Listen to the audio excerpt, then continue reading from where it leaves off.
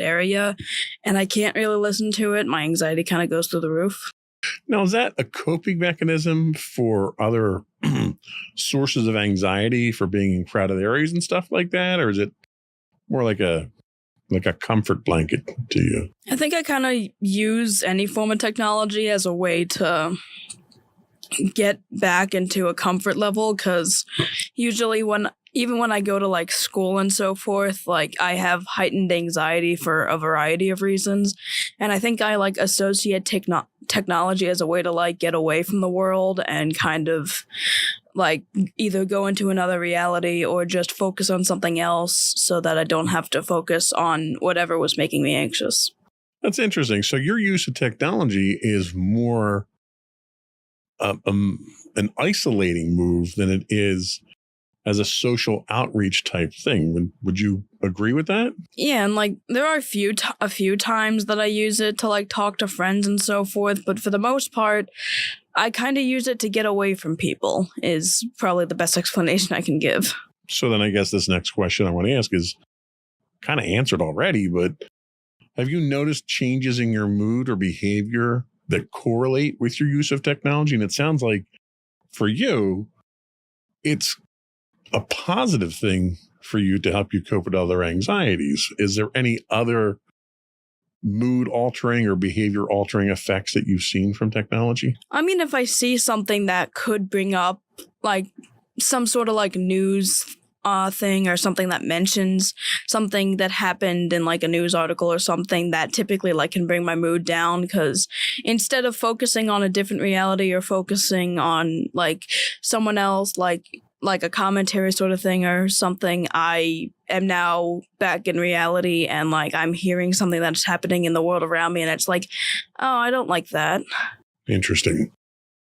Well, I joked at the top of the show that I'm a subject matter expert on this. And I really am. I mean, I'll be the first one to admit that I have an addiction to technology.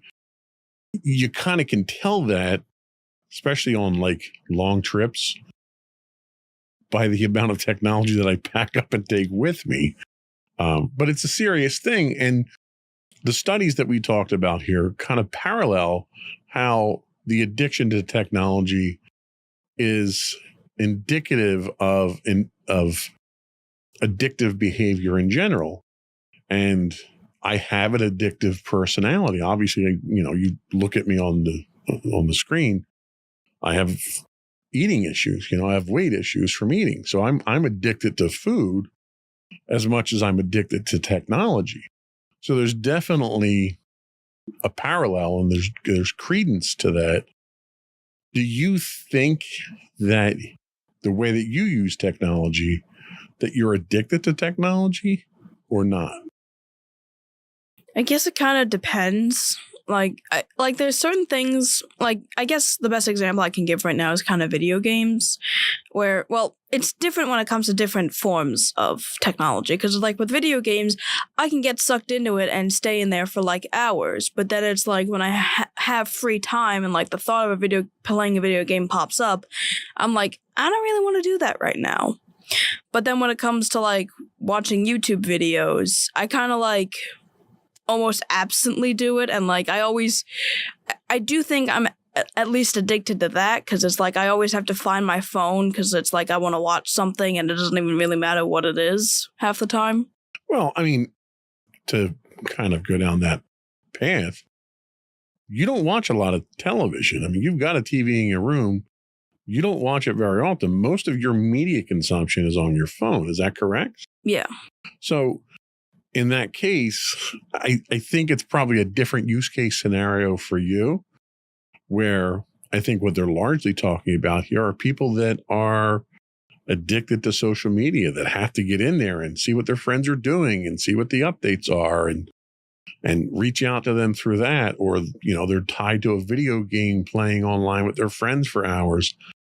It sounds like that's not the case with you. Is that correct? Yeah, not really. Because again, when it comes to like social media, like sure, there are certain YouTubers I watch that like if they have a new video, I'll watch it. But half the time it's like the thing is, I actually watch videos on both my tablet and my phone, and for some reason my tablet now, like, I'm not able to, like, randomize, like, the videos don't randomize for me, and I have to actually search stuff up, and it's like, it's weird not having it randomized, because, like, I can still have it on my phone, so I've been using my phone for that sort of thing, unless I have a specific thing I search up, and, like, I feel like that's the randomization I get out of it, but it's not really like a checking up so much unless it's for like specific people I watch. It's really just like okay, let's see if there's anything interesting.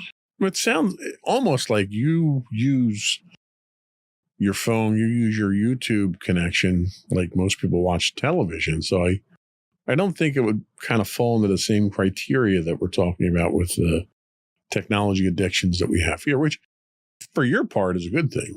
I guess so, yeah. It's one less anxiety causing thing for you to worry about, because it sounds like it's an escape for you. It sounds like it's a healthy thing the way you use it. That's good. You got one up on me there.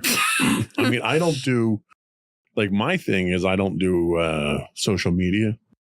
Most of the time. For the most part. I'm on LinkedIn and stuff like that. I very rarely touch Twitter or X anymore. And I hate logging into Facebook. Occasionally somebody will share something with me, a picture or something, and I have to log in, but that's like once every 3 months for me.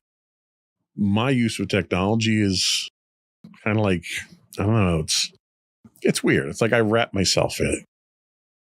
Like, I play games or I watch TV, I do all that stuff through media, or I do podcasts. I enjoy editing the podcasts and working on D&D adventures and, stuff like that. I enjoy doing the research, but I'm just as likely to curl up with, I'd say I'm just as likely to curl up with a book, but even the book's on technology too. So yeah, I use a Kindle reader for my books, but I enjoy reading stuff like that. I enjoy reading about history and technology. And so I don't know. It's an addiction, but I don't think it's as detrimental to me as a substance abuse addiction would be, which I guess is good. Yeah. We're going to take a quick break, and then we'll come back and we'll talk about some of the complexities of technology withdrawal symptoms. We'll be right back.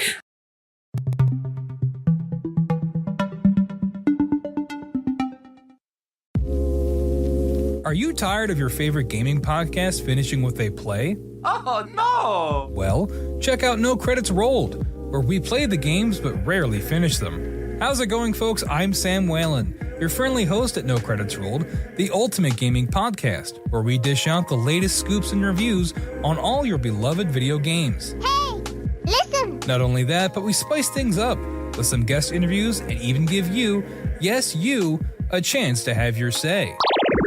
Tune in every other week for a fresh dose of No Credits Rolled, available on all major podcast platforms, and hit us up on social media at No Credits Rolled. So why wait? Let's dive into the gaming world together, where finishing games is optional, but the fun is guaranteed.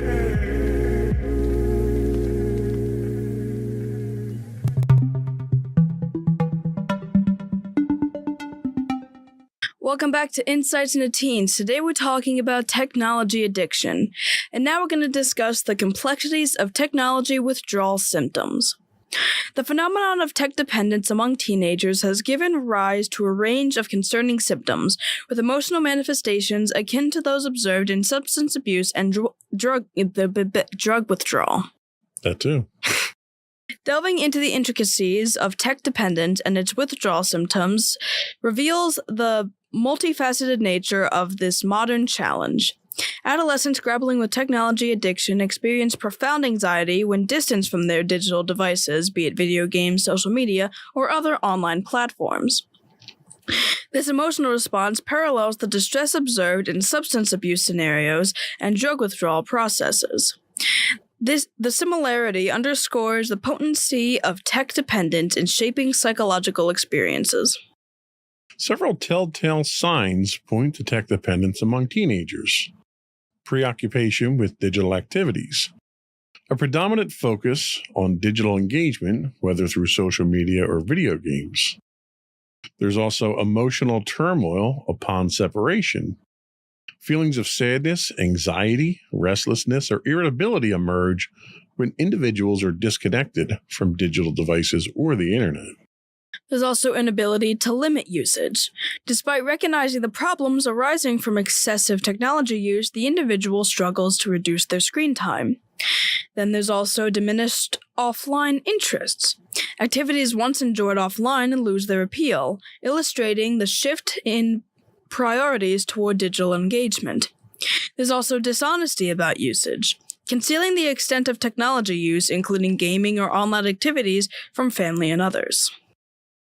There's also emotional self-medication, using technology as a means to alleviate negative emotions like guilt, anxiety, and hopelessness, which is kind of what you use it for. So there might be, some things there that have to be addressed.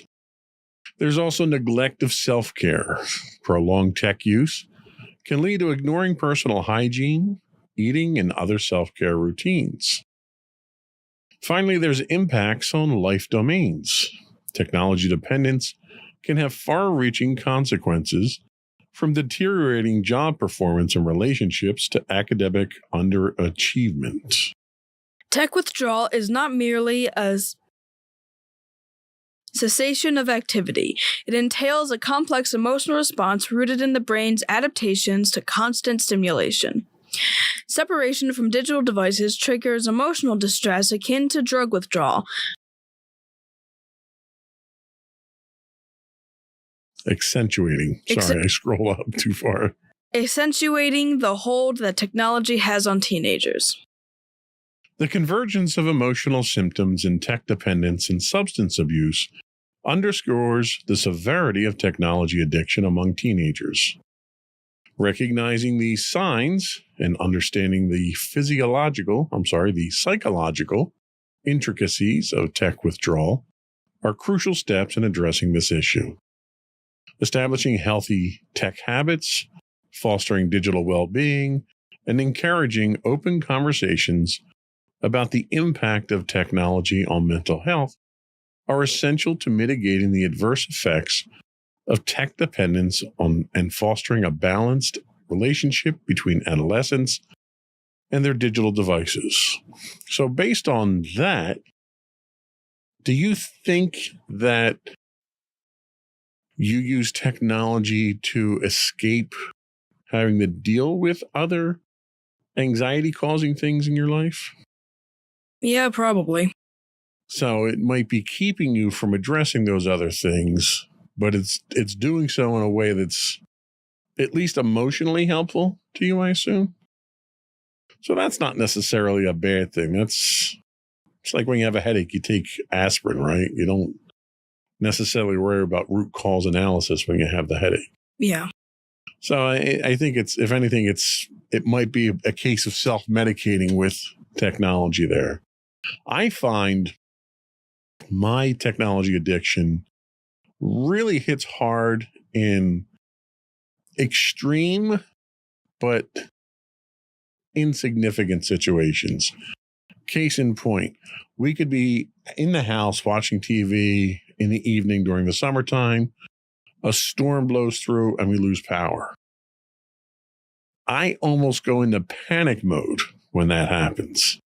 And it's not because I'm addicted to video games and I can't play games or I can't check my email. Technology is a comfort to me. And in the summertime, it's very much a direct comfort to me because of air conditioning, because I can't stand the heat. Yep. So if it's at like 9 o'clock at night and we lose power, I'm freaking out because I know I'm going to be up all night long because I can't sleep in the heat. Or here's another great example. So if the internet goes out, in our area, there's not a lot of competition. So we have Comcast, and Comcast isn't the most reliable internet in the world. They go down from time to time. And when they go down and I don't have my connectivity, it drives me insane, to the point that we went out and got a backup internet with T-Mobile's home internet. So now if Comcast goes down, at least we still have an internet connection. So That's a probably a prime way to highlight my internet or my technology addiction. This episode's really more for my benefit, I think, than it is for you. Fair enough. Have you ever felt anxious or upset when you couldn't use a digital device? I mean, probably indirectly. It's more in the sense of I use that technology typically when I'm home and I'm away from everybody and I'm, in a period of I'm just going to rest right now because I just had a really stressful day and I really don't want to be around anybody or do something that isn't this right now. So it's almost like that's how you recharge your battery. You separate yourself from the world, from all the troubles, all the stuff that annoyed you today. You go off, you take your phone, and whether it's listening to music or watching videos or whatever it is,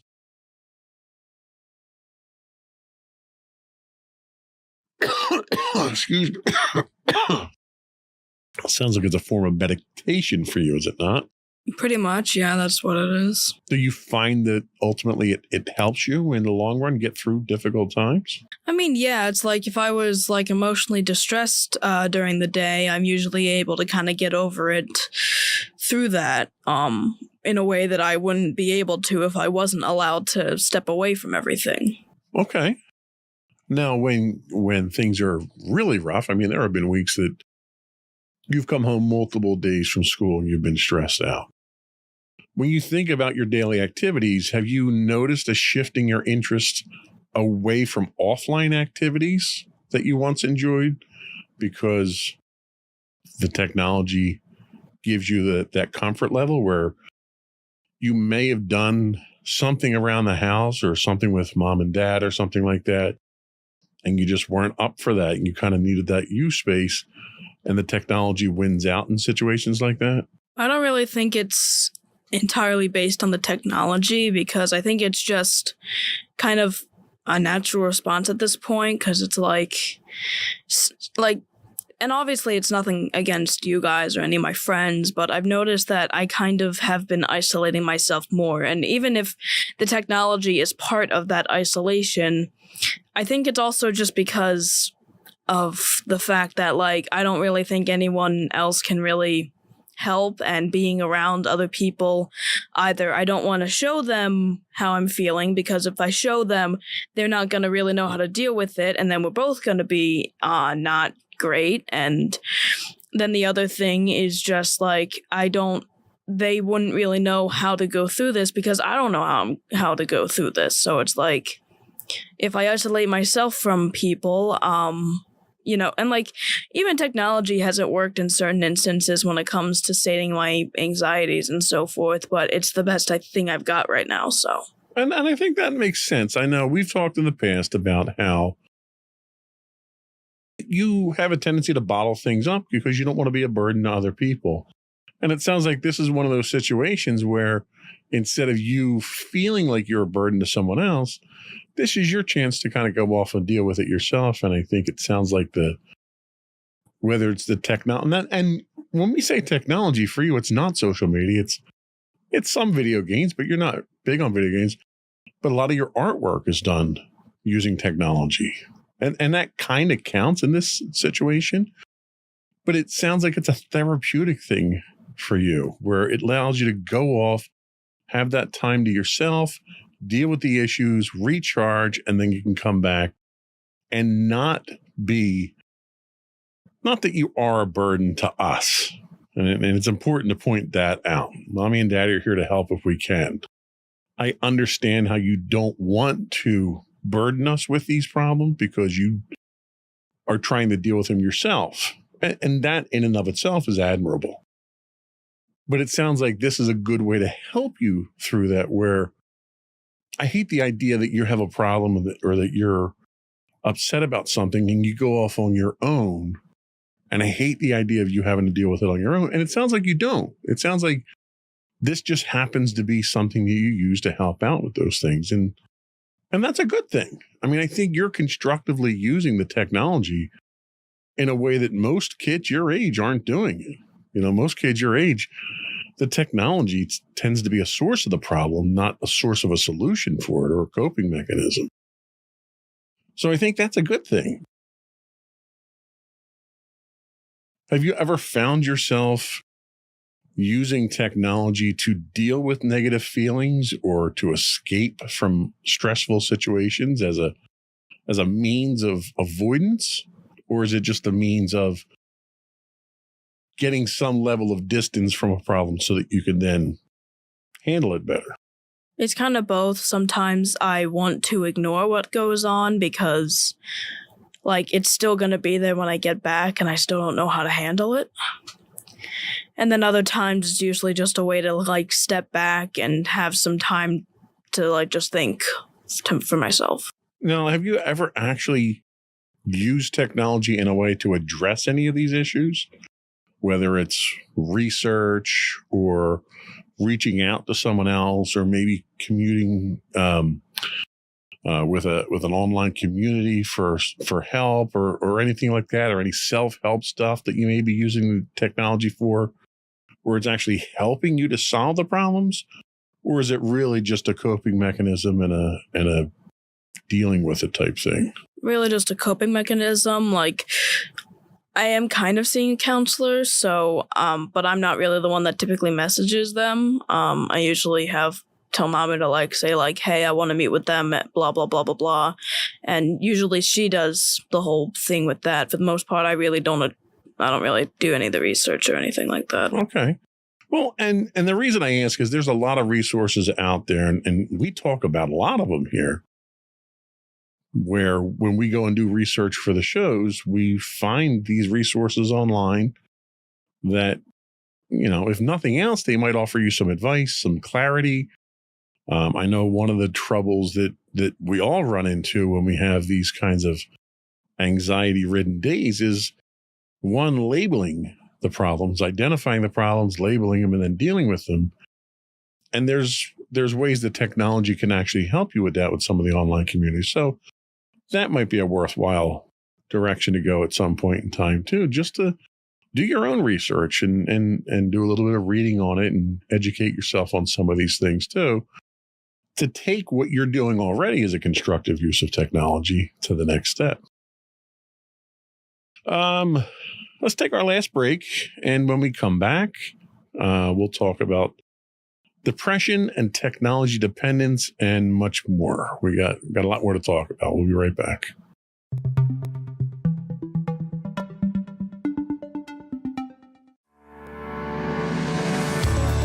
Insights into Entertainment, a podcast series taking a deeper look into entertainment and media. Our husband and wife team of pop culture fanatics are exploring all things from music and movies to television and fandom. We'll look at the interesting and obscure entertainment news of the week. We'll talk about theme park and pop culture news. We'll give you the latest and greatest on pop culture conventions. We'll give you a deep dive into Disney, Star Wars, and much more. Check out our video episodes at youtube.com/insightsintothings. Our audio episodes at podcast.insightsintoentertainment.com, or check us out on the web at insightsintothings.com.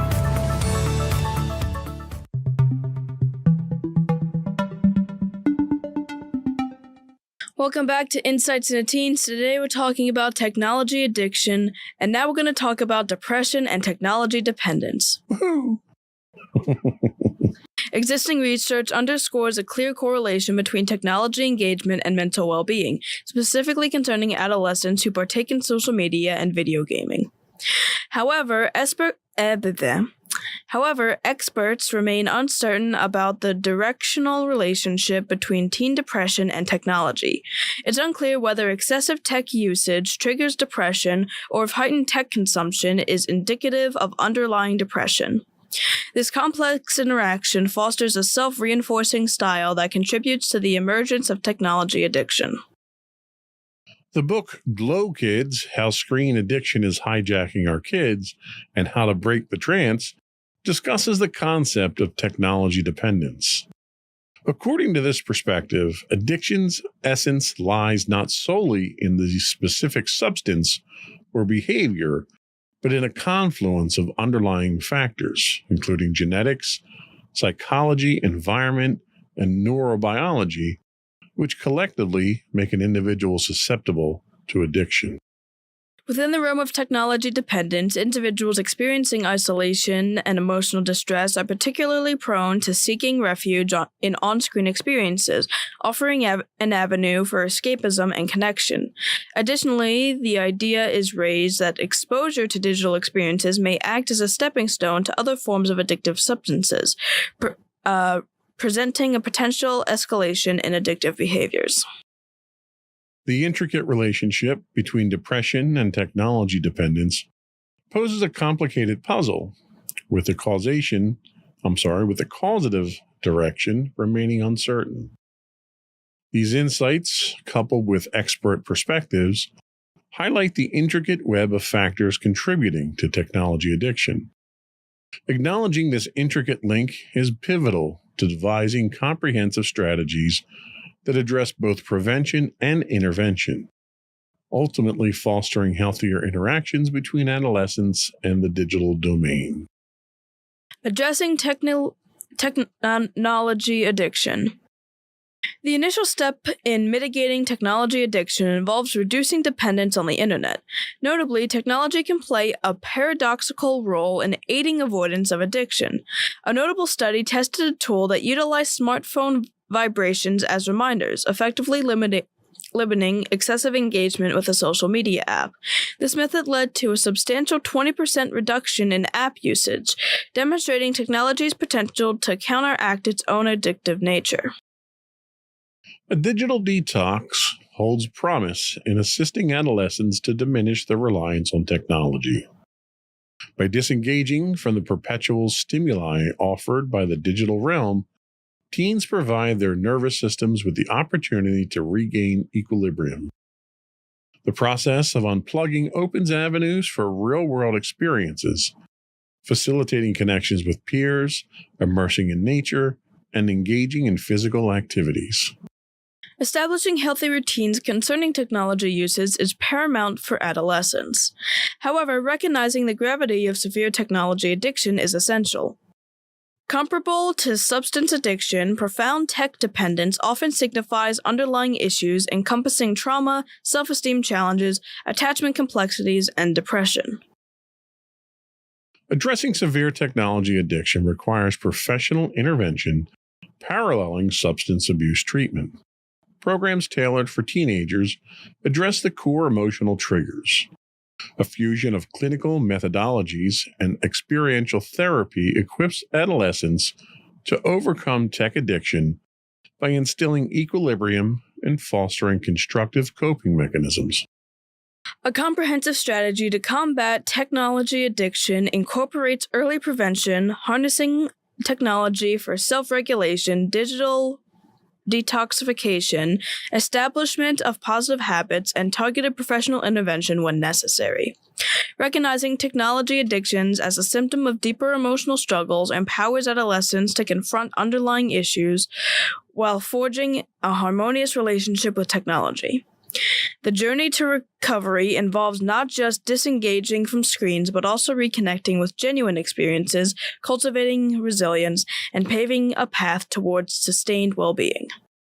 So have you noticed any changes in your mood or feelings when you spend a lot of time on technology, playing video games or watching videos or anything? Yeah, typically I feel more relaxed and calm, and I feel like I'm not entirely anxious most of the time. I also, can feel happy at times as well if with like a certain video or a certain game I'm playing. So it sounds like it has the exact opposite effect that it has on those who have a technology addiction.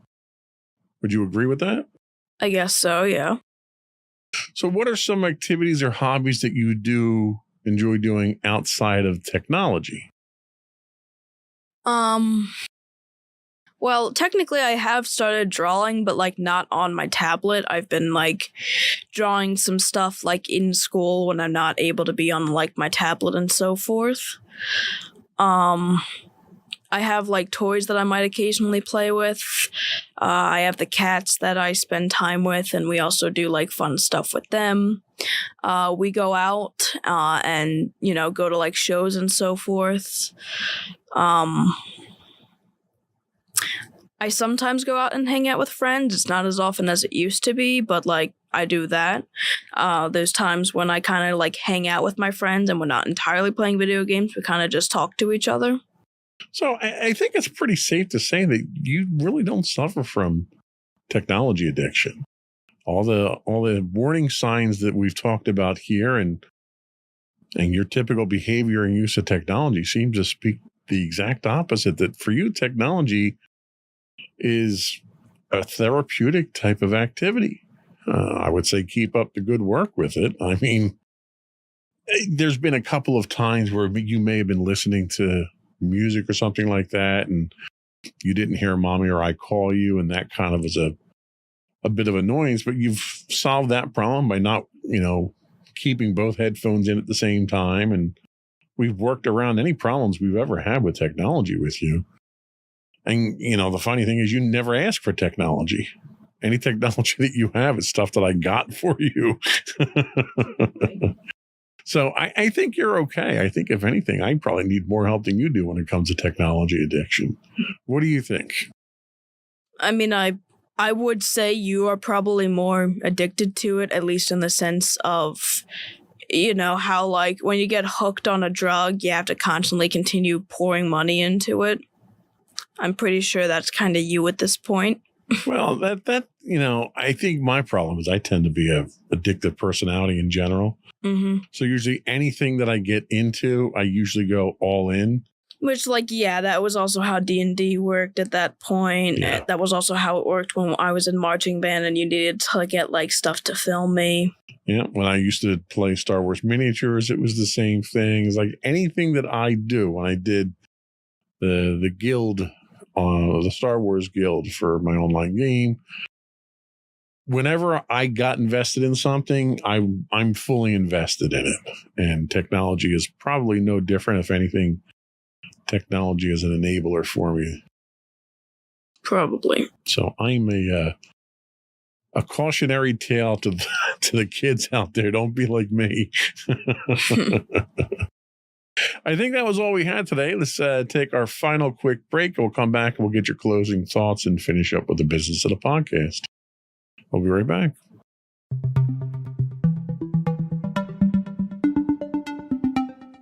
So to everyone out there, I just want to say that, again, like everything in life, I'm pretty sure I've said this plenty of times on the podcast, you need a good balance of it. Technology is a good thing, and it can be a good thing in a lot of different instances, but it can also be a kind of a bad thing if you're too addicted to it.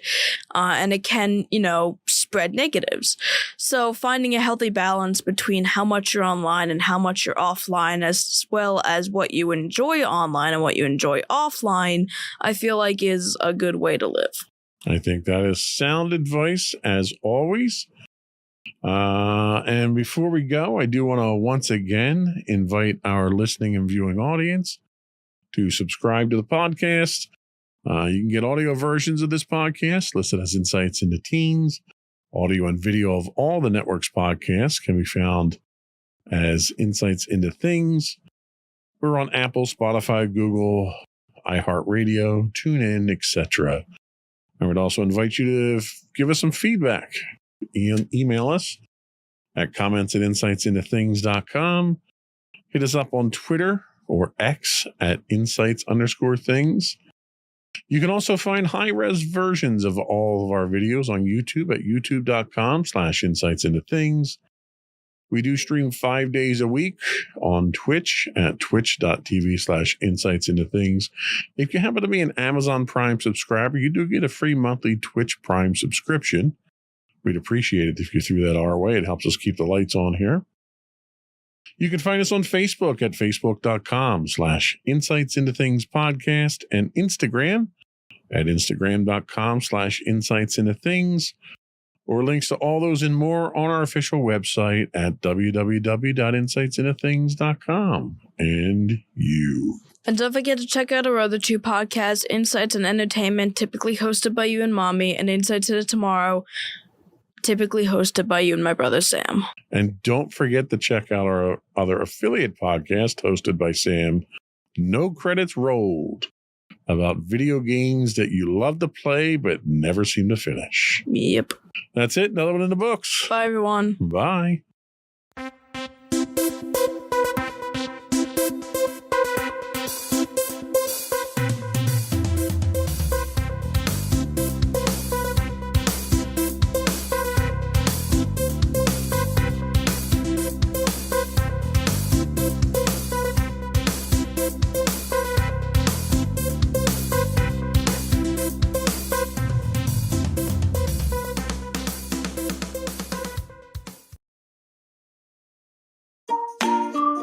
Insightful podcasts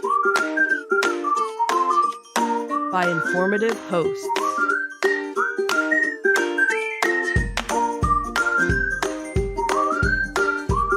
Insights into Things, a podcast network.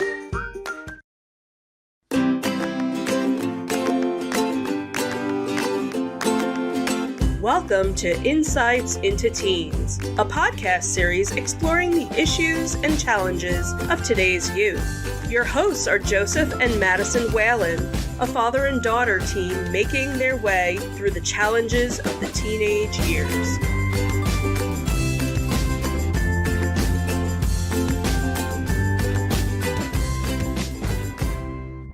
Welcome to Insights into Teens. This is episode 184, Helping Teens Avoid FOMO, or Fear of Missing Out.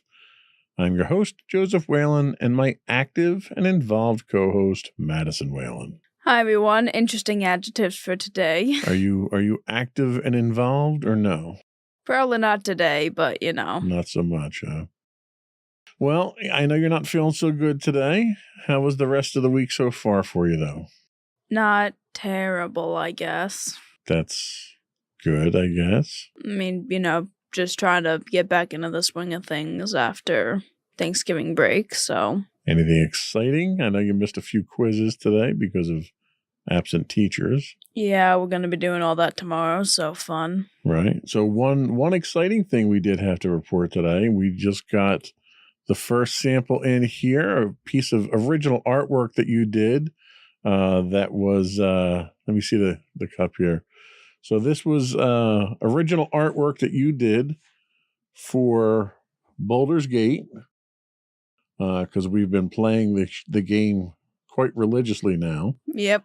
And we just got some new, what are these, tumblers or mugs, or what are these things called? Well, they're not mugs. I'm assuming they're called tumblers. Tumblers? Maybe they're tumblers. Anyway, you too can own a custom Baldur's Gate piece of artwork from Madison. We can get you these tumblers for $20 each if you want those. Just write in and let us know. But it's got all the main characters. What your companion characters, it's got the pets, and it's got a nice little blank space there, so you can even color in your own Tav, whatever your custom character is. Anyway, it was worthwhile. I think we had to plug it just because it was really cool, because I like it. Yeah. Anyway, enough of the sales pitch. So FOMO, which stands for fear of missing out, is a common issue among teenagers that can lead to feelings of isolation. It goes beyond the concern of missing a specific event and instead involves an ongoing fear of being excluded. Adolescents experiencing FOMO often believe that enjoyable and exciting activities are happening elsewhere without their involvement. On today's episode of Insights into Things, Insights into Teens, they're technically both the same thing because everything falls under Insights into Things. Yeah. Disclaimer there. We're going to talk about FOMO, how it affects teens, and how to help teens, not teams, how to help they could be teams of teens, how to combat this very real issue. And we're already making up words, or not making up words, going just off using- script. It's a very fluid script that we have today. Pretty much. Before we do that, though, I do want to put another plug in there for the podcast itself. I would invite our listening and viewing audience out there to subscribe to the podcast. You can find audio versions of this podcast listed as Insights into Teens, or you can find audio and video versions of all the network's podcasts listed as Insights into Things, pretty much anywhere you can get a podcast these days. I would also invite you to write in. Give us your feedback. Tell us whether or not you like our mugs. And give us your suggestions for show topics. We are available at comments at insightsintothings.com for email. You can hit us on Twitter at insights_things or X or whatever Elon's calling it this week. You can also find all these links and more on our official website at www.insightsintothings.com. Shall we get started? Sure. Here we go.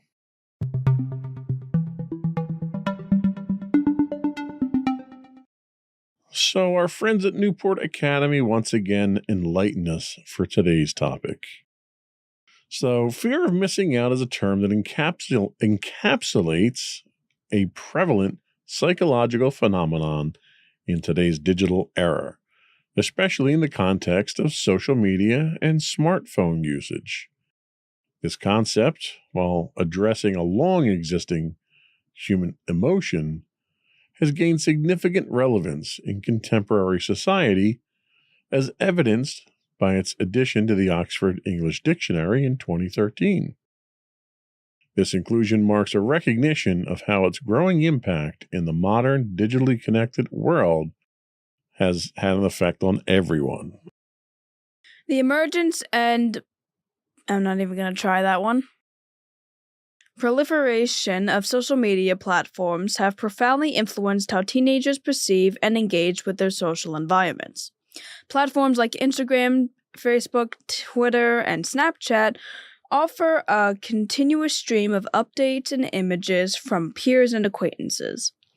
These posts often depict the most enjoyable and exciting moments of people's lives, focusing heavily on positive and enviable experiences. This phenomenon leads to a distorted perception of reality among adolescents, who are regularly exposed to these highly curated and selective portrayals of others' lives. The constant exposure to idealized representations on social media can make teenagers feel that their own lives are comparatively dull or unfulfilling. The contrast between the exciting lives they perceive online and their own daily experiences can create a sense of dissatisfaction or longing. This is particularly impactful during adolescence, a time when social belonging and peer perception are highly emphasized. The disparity between the online world's highlights and their own reality can intensify feelings of FOMO, leading teenagers to believe they're missing out on experiences that everyone else seems to be enjoying. FOMO, therefore, is not just about the fear of missing out on events or experiences, but extends to a deeper concern about social belonging, self-esteem, and personal fulfillment in comparison to others. It underscores the psychological impact of social media on young individuals, shaping their understanding of social norms and expectations. This digital age phenomenon calls for increased awareness and strategies to mitigate its negative effects on the well-being of adolescents. Fear of missing out is particularly acute among teenagers, who tend to be avid users of social media, except for you, of course. This demographic's engagement with platforms such as Facebook, Instagram, and Snapchat is not only frequent, but often takes on a compulsive quality. Studies have shown a correlation between high levels of FOMO and intense social media usage. Teens typically check their social media feeds as one of the first activities in the morning, the last before sleeping, and even during meals. This pattern suggests a deep-seated need to stay connected, driven by the fear of missing out on something important or exciting happening in their social circles. The impact of FOMO is not confer. You should stretch before we have these things. Maybe that's what it is. Yeah. The impact of FOMO is not confined to digital interactions, but spills over into the physical world, influencing behavior and mental focus. Teenagers experiencing FOMO may find it difficult to concentrate on daily tasks, such as driving or attending classes. The constant pull to check social media updates can lead to distracted driving, a hazardous behavior that endangers not only the teen... The constant pull to check social media updates can lead to distracted driving, a hazardous behavior that endangers not only the teen drivers, but also others on the road. In educational settings, the distraction can diminish their ability to engage with and absorb critical learning materials, impacting their academic performance.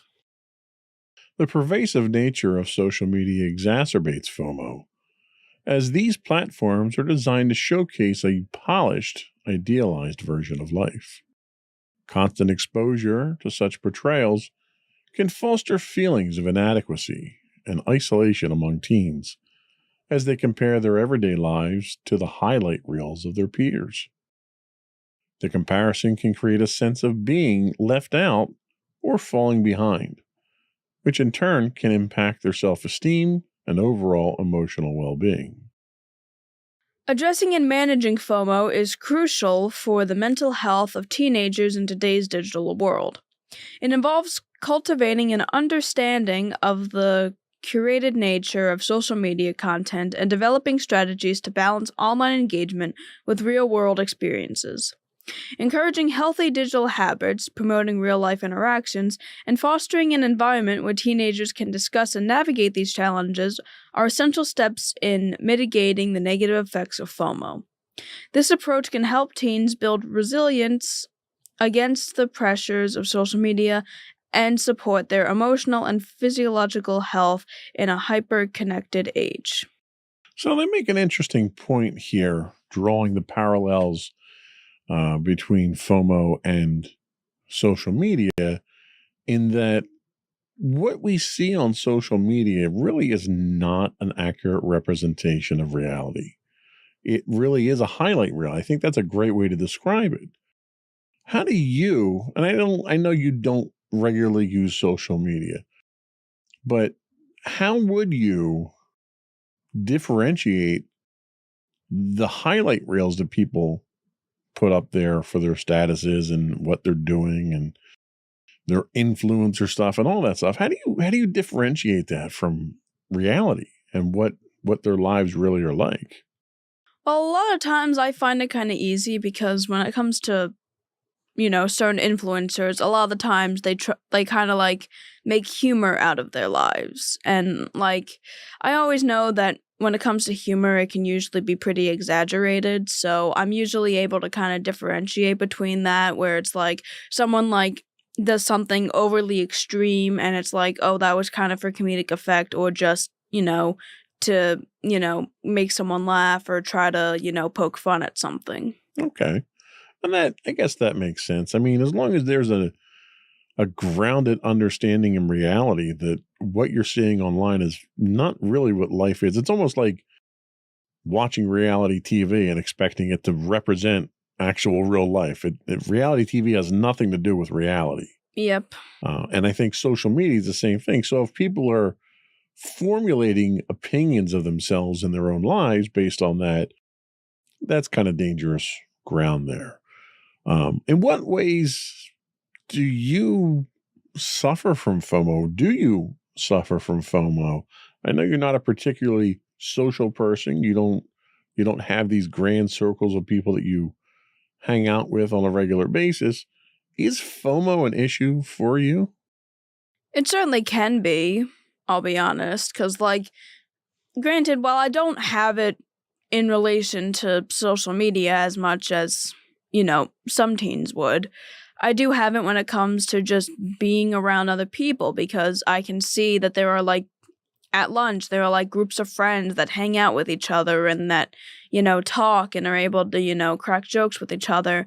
Meanwhile, I'm kind of sitting alone, doing my own work. I'm fine with sitting alone, but it's like, sometimes it'd be nice to have a group of friends to hang out with at lunch. Right. No, I understand that. Do you notice people in your class or people in your age range? Are they as hooked on social media and have this burning need to be updated on a regular basis like the article seems to suggest? I mean, yeah, there's a lot of kids that I know in my school who are either on their phones for like, trying to check out what's been going on, or they're on their phone to play some sort of game, or they use their phone to talk to, their friends. Now, obviously, I don't really know if all of them are like, if it's always social media, but I do know it's kind of something that like a decent amount of people in my school are known for. Okay.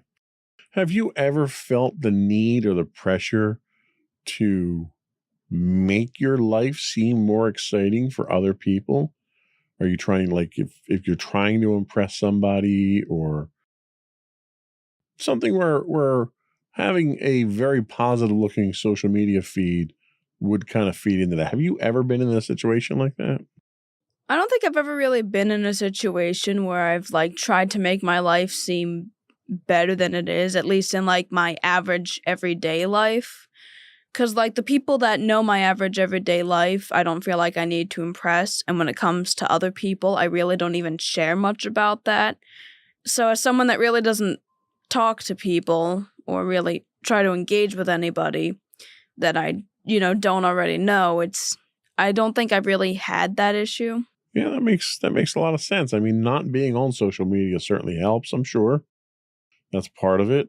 But the fact that you don't even have a need to try to impress people, and the fact that your friends don't have that expectation, is really a testament to you and to your friends and to the character that you look for in friends. I think it's a compliment to you. Yeah, really what happens is it's just like I leave stuff out. It's not that I like try to exaggerate certain things. It's just that like some more personal aspects about my life. It's like I don't always tell all my friends. So that's the only thing I can think of, really. That makes sense. All right. I think we're going to take a quick break. And when we come back, you can tell us how FOMO impacts mental health. Sure. We'll be right back.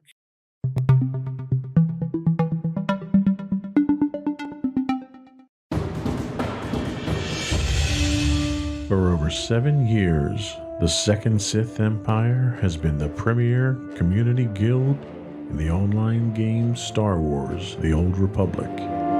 With hundreds of friendly and helpful active members, a weekly schedule of nightly events, annual guild meet and greets, and an active community both on the web and on Discord. The Second Sith Empire is more than your typical gaming group. We're family. Join us on the Starforge server for nightly events such as operations, flashpoints, world boss hunts, Star Wars trivia, guild lottery, and much more. Visit us on the web today at www.thesecondsithempire.com.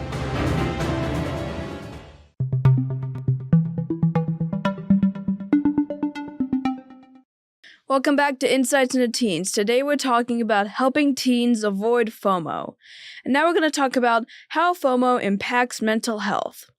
The impact of FOMO, or fear of missing out, on adolescent mental health in the digital age is a growing concern, especially given the ubiquity of social media. FOMO, while not a classified mental health condition, can contribute to increased feelings of anxiety and depression among teens, often leading to detrimental effects on their overall well-being.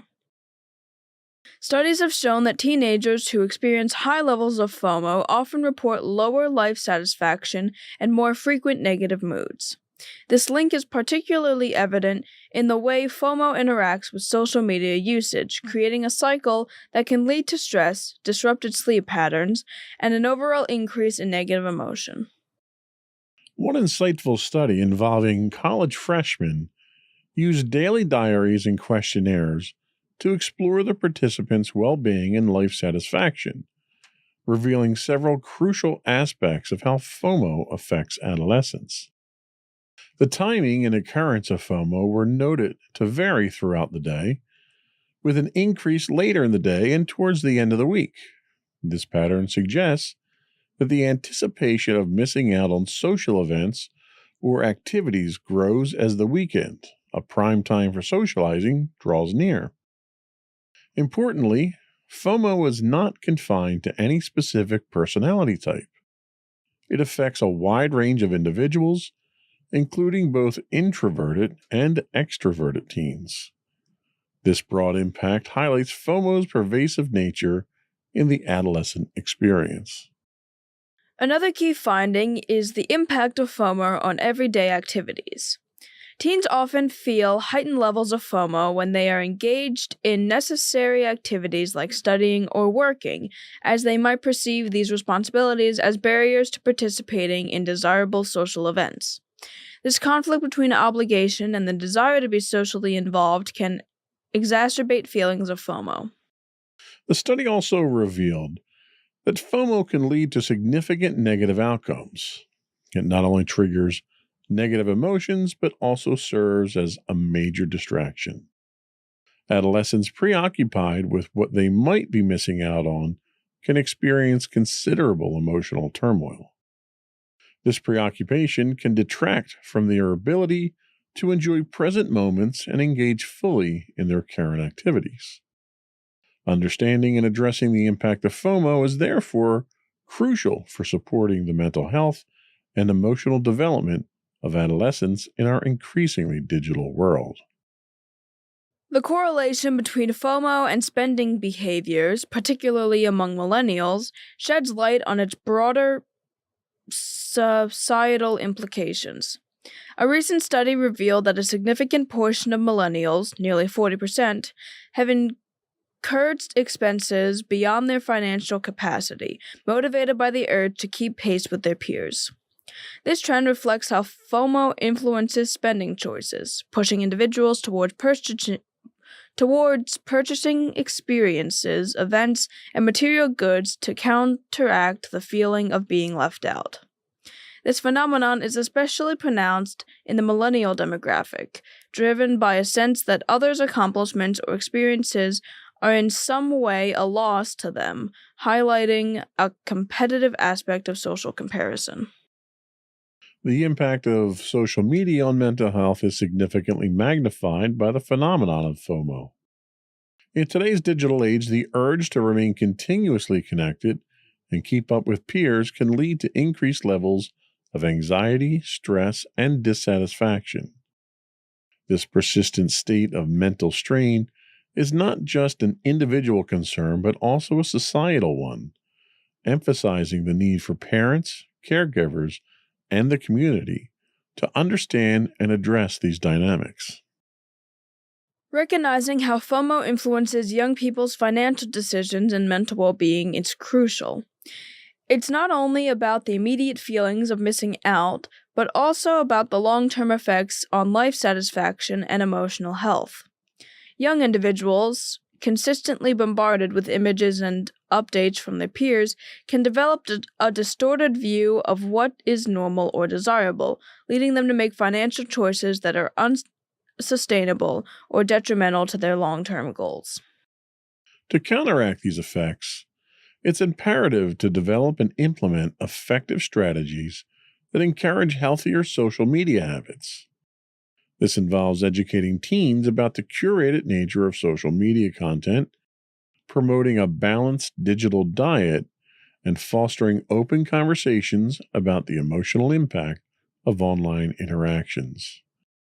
Encouraging activities that are offline and focusing on personal interests and skills can also help to build a sense of self-worth that is not reliant on social validation.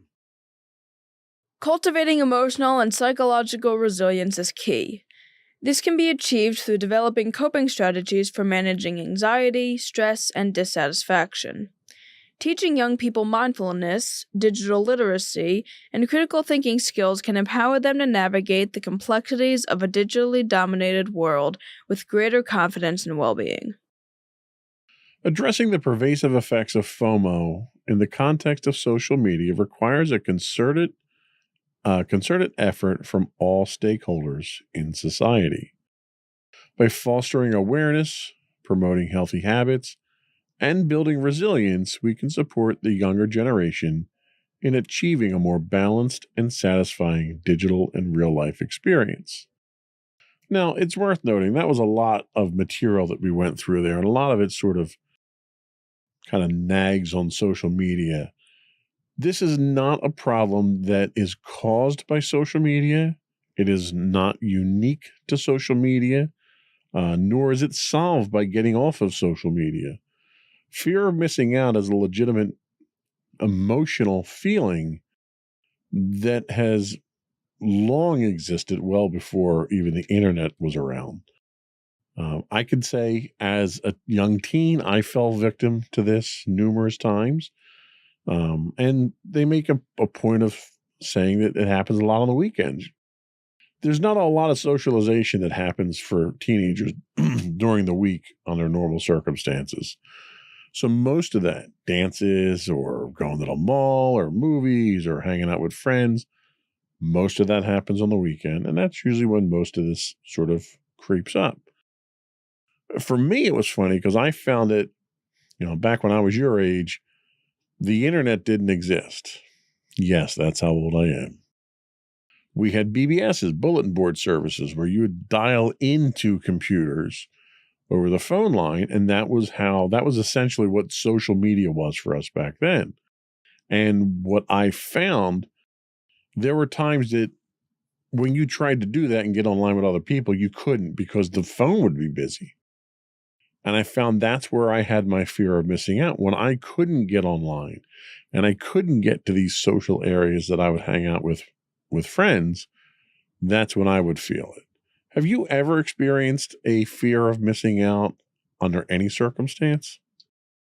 I mean, I guess. Thing is, when it came to the school dances, I know for a while a lot of my friends have been wanting me to go to the school dances, and I only ever really went to one, and that was like kind of an informal dance. Ever since 6th grade, I haven't gone to another one.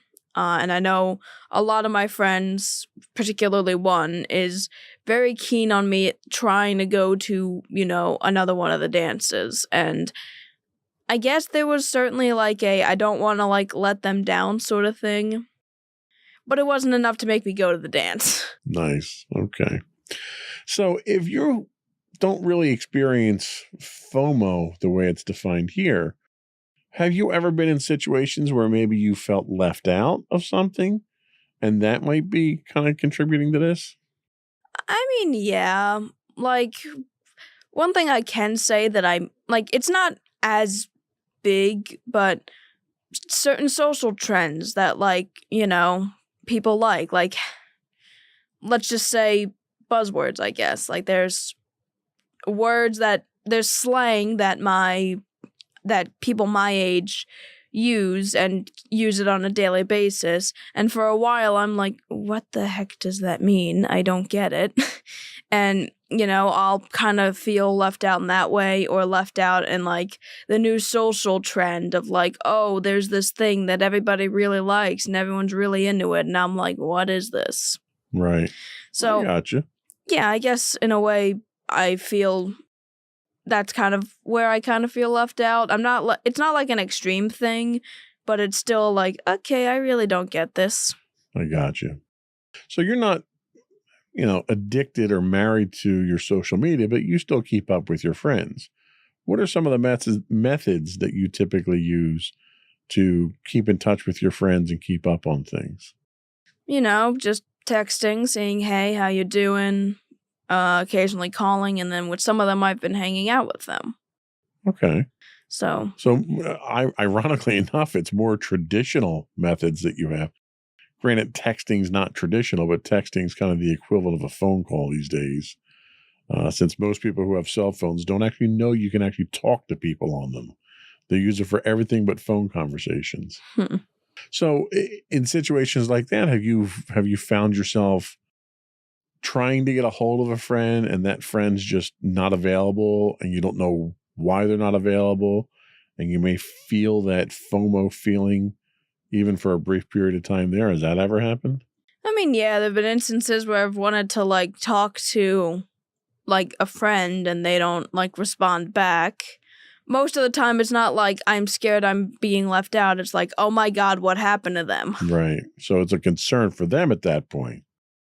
So anytime that sounds like, and I don't want to put words in your mouth, you can correct me if I'm wrong, but it sounds like anytime that you've had these feelings of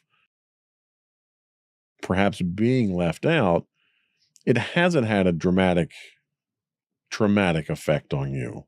Not really. Your self-esteem hasn't been affected by it. It's kind of like water off the back of a duck. You just sort of roll with it sounds like. Yeah, I ruin my own self-esteem. I don't You don't need any help with that. I don't need any help with that. Okay. Well, that's another podcast we're going to have to revisit, I think. Yeah. So we're going to take another break, and when we come back, we'll talk about how to overcome FOMO even if you don't have it. We'll be right back.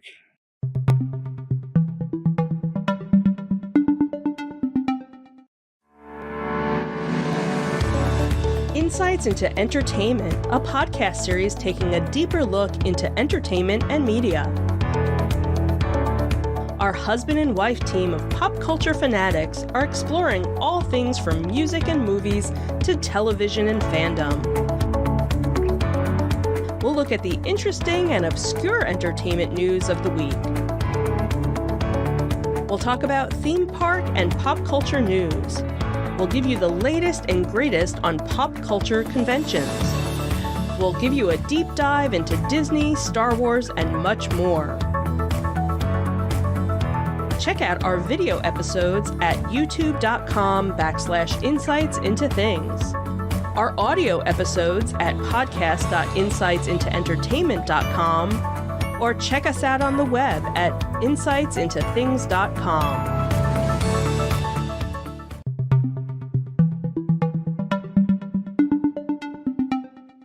Welcome back to Insights into Teens. Today we're talking about helping teens avoid FOMO. And now we're going to talk about how to overcome FOMO. The strategy of limiting social media usage to combat FOMO, particularly among teenagers, has been increasingly recognized as a way to enhance mental well-being. A notable study titled No More FOMO explored the effects of reducing social media entanglement on emotional and physiological health, offering insights into the benefits of disconnecting from these platforms. The study involved 143 undergraduate students from the University of Pennsylvania. Initially, researchers assessed the participants' usual social media habits, focusing on their engagement with platforms like Facebook, Instagram, and Snapchat. This initial phase provided a baseline understanding of their typical online behaviors. Participants were split into two groups. One group was instructed to limit their social media use to just 10 minutes per platform each day, while the other group continued their normal usage patterns. After 3 weeks, the results of the study were revealing.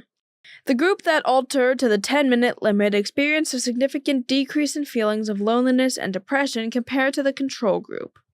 This finding suggests that actively reducing time spent on social media can lead to notable improvements on emotional well-being. Participants in both groups became conscious of the impact of their social media interactions. This heightened awareness points to the benefits of mindful engagement with digital platforms, indicating that a more thoughtful approach to social media can enhance emotional health. Interestingly, both groups, including those who didn't change their social media usage, showed reductions in anxiety and FOMO during the study. The outcome implies that simply being more mindful and aware of social media use, even without imposing strict limits, can have a positive effect. The study's conclusion advocates for restricting social media use to about 30 minutes per day, suggesting that this can lead to significant improvements in overall well-being. The findings reinforce the idea that balancing connectivity with healthy technological boundaries is crucial for maintaining good mental health. This approach highlights the importance of managing digital interactions in a way that supports rather than detracts from emotional and physiological health. So obviously, all of those techniques to overcome this kind of center and revolve around the premise that social media is a major contributor. We already acknowledge the fact that it's a contributor, but it's not the only factor. So there's a number of other techniques that we can talk about.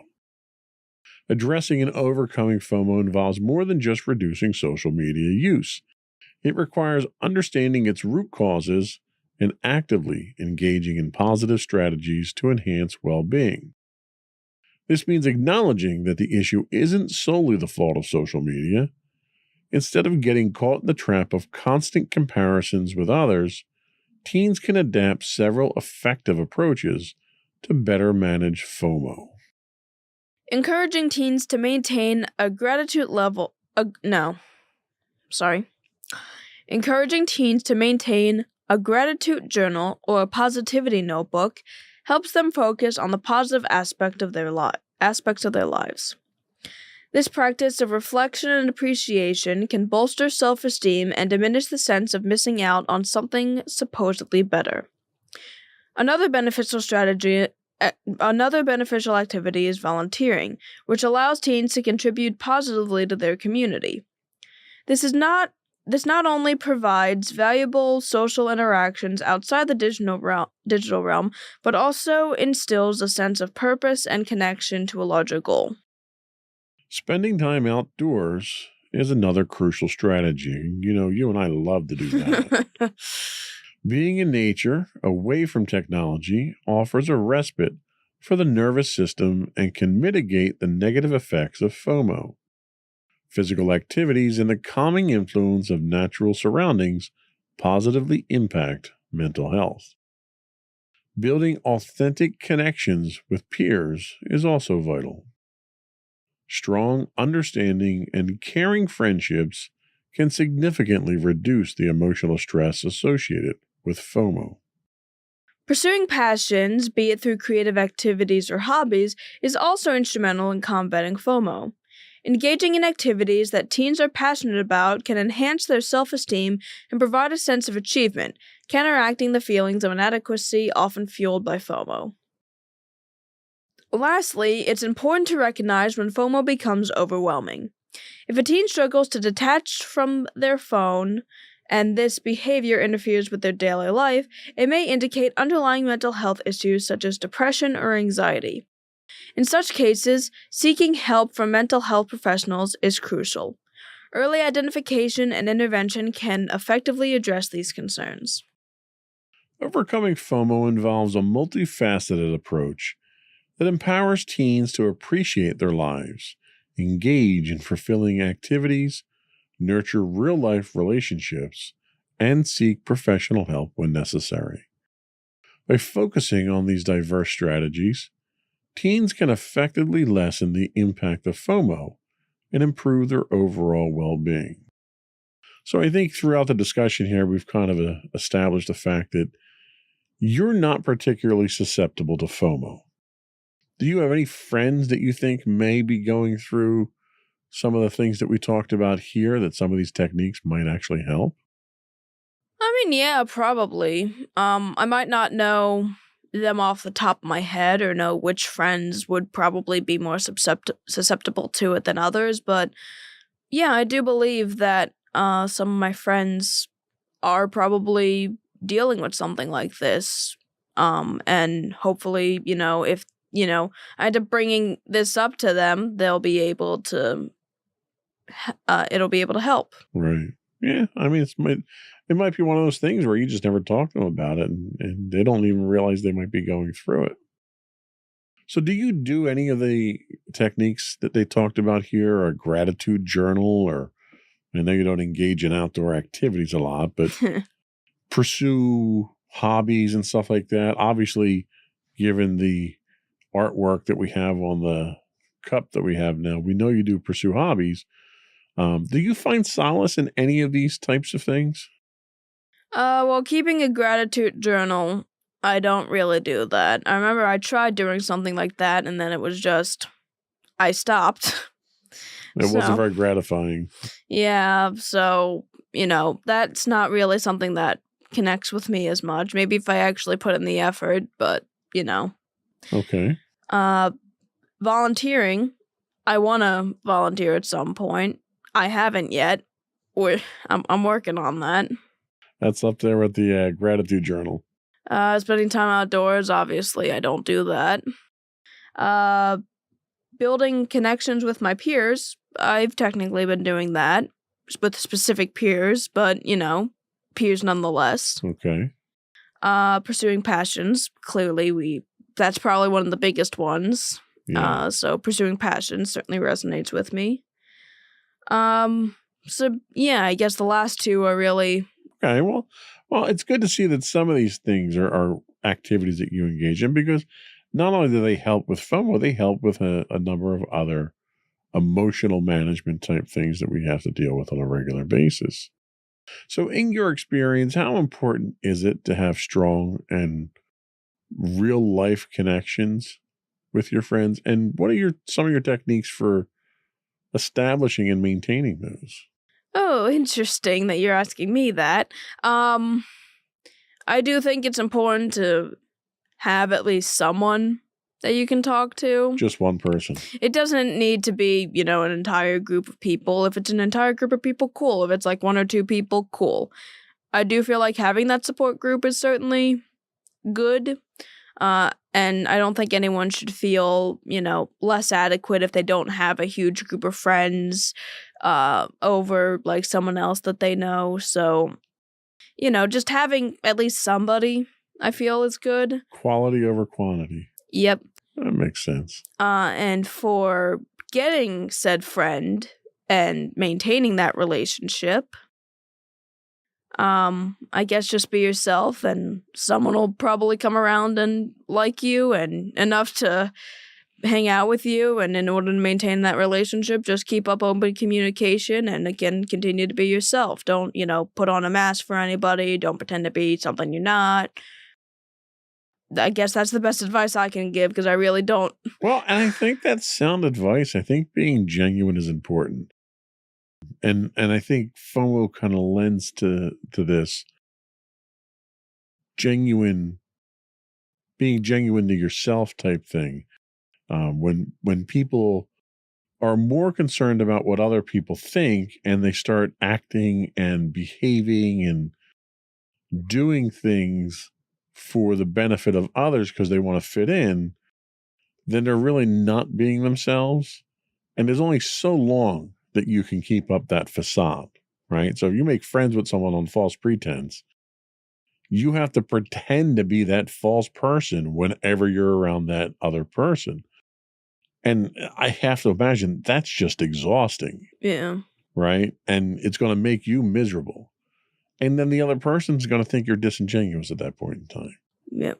So you're right. Be yourself, and you're going to find some people like you for who you are, and some people won't. And we can't please everybody all the time, right? Yeah. So be yourself, like yourself first. Once you like yourself, then I think you'll find other people are going to like you as well. And then you won't have to go through FOMO. You'll be in that social circle. Yay. So I think that kind of wraps it up for us today. We're going to take a quick break, come back. We'll get your clothing thoughts. Yeah. What do you think of clothing today? No, we'll get your closing thoughts and then finish up with the business of the podcast. We'll be right back.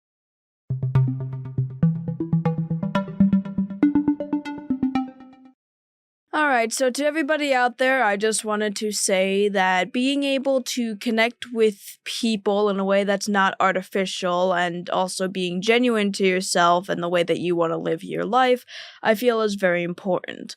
Obviously, FOMO isn't just an effect when it comes to things like social media. It's the fear of missing out. It's the fear of missing out on stuff that your friends can go through. It's the fear of missing out on stuff you see on social media. It's just the fear of not being able to accept your life as it is and appreciating what you have. So really, all I'm going to say is that, find value in your life. And even if it's not as grand as someone else's life, or you think that you could be doing better or anything like that, I still think that appreciating the life that you have is good. All right. I think they were sage words, as always. Mm-hmm. And I think it's important to emphasize the one point that you made, and that's appreciation. Appreciate what you have and who you have. Don't covet what somebody else might have, because the perception that you have of what that other person's life is like probably is distorted. It's not reality. Everyone posts all these wonderful things on their social media that they're doing. I'm going to this place and having fun with this person. They're not posting the negative stuff up there usually. So just remember, you got to take the good with the bad, but appreciate what you are, who you are, and what you have, and work from there. I think that's it for the podcast today. Before we go, I want to once again invite you to subscribe to the podcast. You can find audio versions of this podcast listed as Insights into Teens. You can find video and audio versions of all the network's podcasts listed as Insights into Things. We're anywhere you get a podcast these days: Apple, Spotify, Google, etc. I would also encourage you to write in and give us your feedback. Tell us what you think. You can email us at comments@insightsintothings.com. You'll find high-res versions of all our videos on YouTube at youtube.com/insightsintothings. We do stream 5 days a week on Twitch at twitch.tv/insightsintothings. Or you can find links to all those and more on our website at www.insightsintothings.com. And you. And don't forget to check out our other two podcasts, Insights and Entertainment, hosted by you and Sam now, and Insights into Tomorrow, hosted by you and Mommy now. Very good. That's it. Another one in the books. Bye, everyone. Bye.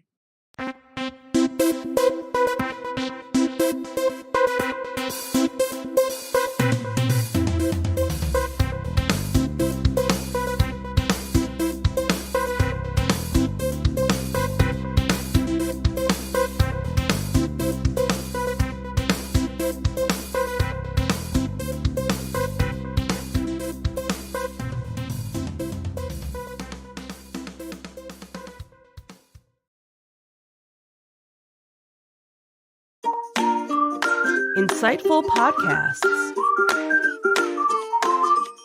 by informative hosts.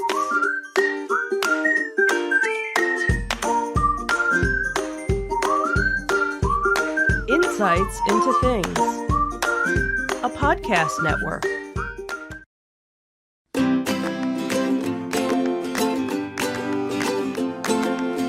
Welcome to Insights into Teens, a podcast series exploring the issues and challenges of today's youth. Your hosts are Joseph and Madison Whalen, a father and daughter team making their way through the challenges of the teenage years.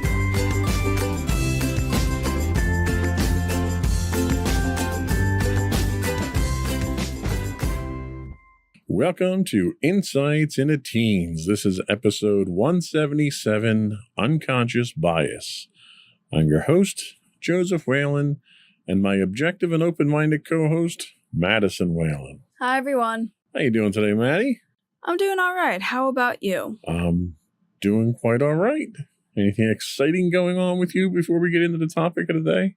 Well, Mommy's been off all week, so we've been doing some stuff together. That's nice. What'd you guys do today? We went to the shore. Nice. Did you get to see any of the planes from the air show? I know they're doing the AC air show today.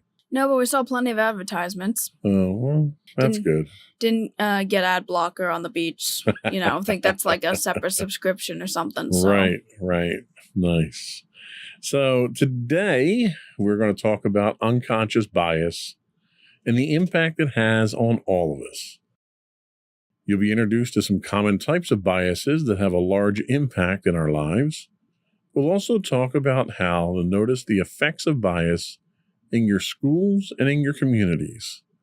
This awareness is what is needed to begin to make the necessary changes in our behavior, which we'll address in our last segment.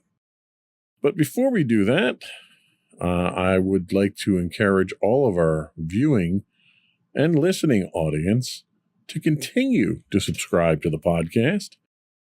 As we announced last week, we recently surpassed the 50,000 downloads mark of the Insights into Teens podcast. That doesn't include the individual podcasts, which are audio only. So thanks to our loyal listeners for that. We'd love to get your feedback on how we're doing, what topics you'd like us to discuss, or your opinions on the things we talk about on the show. And we'd love to share your feedback with the audience. So you can contact us at comments@insightsintothings.com via email. You can hit us on Twitter at insights_things, or you can check us out on the web at www.insightsintothings.com for all of our social media links. Are we ready? I think we are. Here we go.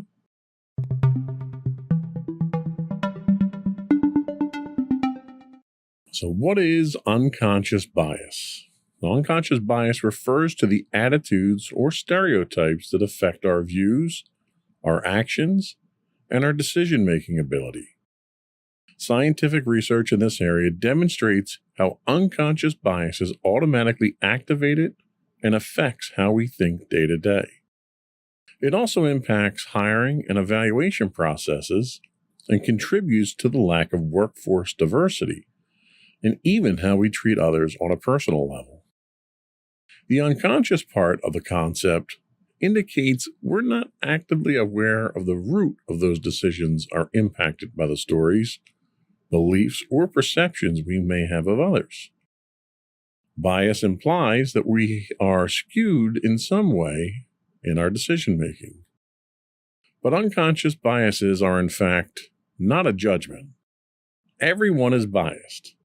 Each of us holds a set of perspectives that help us navigate a complex world efficiently.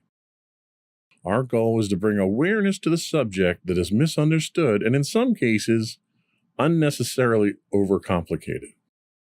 We're going to attempt to simplify unconscious bias today. And our hope is that you'll have a better understanding of the concept and some tools for how to think and behave differently. So what's the impact of bias? Is a small amount of bias really going to dramatically affect your life? The short answer is yes, and the long answer is still yes. Researchers created a computer simulation that showed a 1% bias in favor of promoting men in the workplace. You might think that beginning with the same number of men and women in entry-level positions and applying a 1% bias in promotion wouldn't change the expected 50-50 outcome. In fact, applying a 1% bias in favor of men at every 6-month review for 10 years led to 65% of the most senior positions in the company being held by men. Every decision made about a person, from the time you meet them to when we're hired to the time we're promoted, passed over, get fired or quit, each decision costs us, and wrong decisions send us running to the nearest online employer rating board or college message board to post a negative review, and failure to attend to unconscious bias can even impede positive organizational change and organizational resilience. The study dealt with bias in the workplace, obviously, and while the initial research simulation was only run at 1%, when you add additional factors to the equation, things get worse. By adding in the bias that occurs when the job description is written, recruiting begins, interviews take place, hiring decisions are made, and then promotions are considered, you can see how the situation compounds. A small amount of bias has a large impact on our lives. The effects are dramatic and exponential. And as we continue to shine a light on unconscious bias, we need to also keep in mind that people are increasingly making decisions about the schools they attend, professions they enter, and job offers based on the institution's reputation diversity issues. As candidates, we have choices. In order to remain competitive, colleges and businesses will need to address each aspect of the process from start to finish. So this kind of became more of an issue recently with a recent ruling from the Supreme Court that we talked about already, in which they shot down the idea of affirmative action that was designed to combat discrimination and bias based on race. What they're talking about with unconscious bias here is something that clearly the court didn't take into account, because the whimsical majority of the court's thoughts were, oh, well, discrimination isn't an issue anymore, and we just need to make it not an issue and make it go away, and we shouldn't have government get involved with that. But unconscious bias says that human beings, by their very nature, are biased. What are your thoughts on that? I would honestly, agree with the science, obviously. I feel like everybody is biased, depending on, how you were raised, where you grew up, and really what you feel is, what you learned was okay and not okay. I'll fully admit I'm a biased person when it comes to my own beliefs, and I can find it difficult to relate to people that don't necessarily share my experiences or have different perspectives.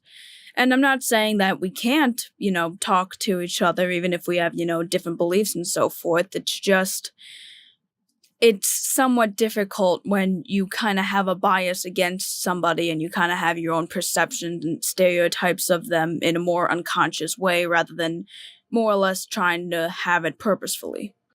And it's funny because the study almost seems to suggest that conscious bias that we're aware of is better than unconscious bias. Because when you're not aware that you're biased about something, you really can't do anything about it. Yeah. And that unconscious bias may be something that's enforced from childhood. Maybe it's bias that your parents instilled on you. It could be cultural, it could be religious, it could be any number of things that has just been ingrained in you that you don't realize you have a bias against someone for something. Yeah, and I feel like especially when it comes to unconscious bias versus conscious bias, it's a lot harder to kind of change your ways or even move past that bias when you don't know that you have it. I think that's kind of an obvious statement, but when you're conscious of a bias you have, you can obviously, that's basically the first step, and you can take steps to eventually overcome that bias. But when you have an unconscious bias to something, it's much harder to actually realize that you had a bias, whether it was something you had through childhood or something that was just ingrained in your mind for however long you really knew. So I certainly would agree with the fact that conscious bias is probably it's probably easier to have, or it's better to have conscious bias. That way you have it and you can improve from it, rather than unconscious bias when you never actually realize it.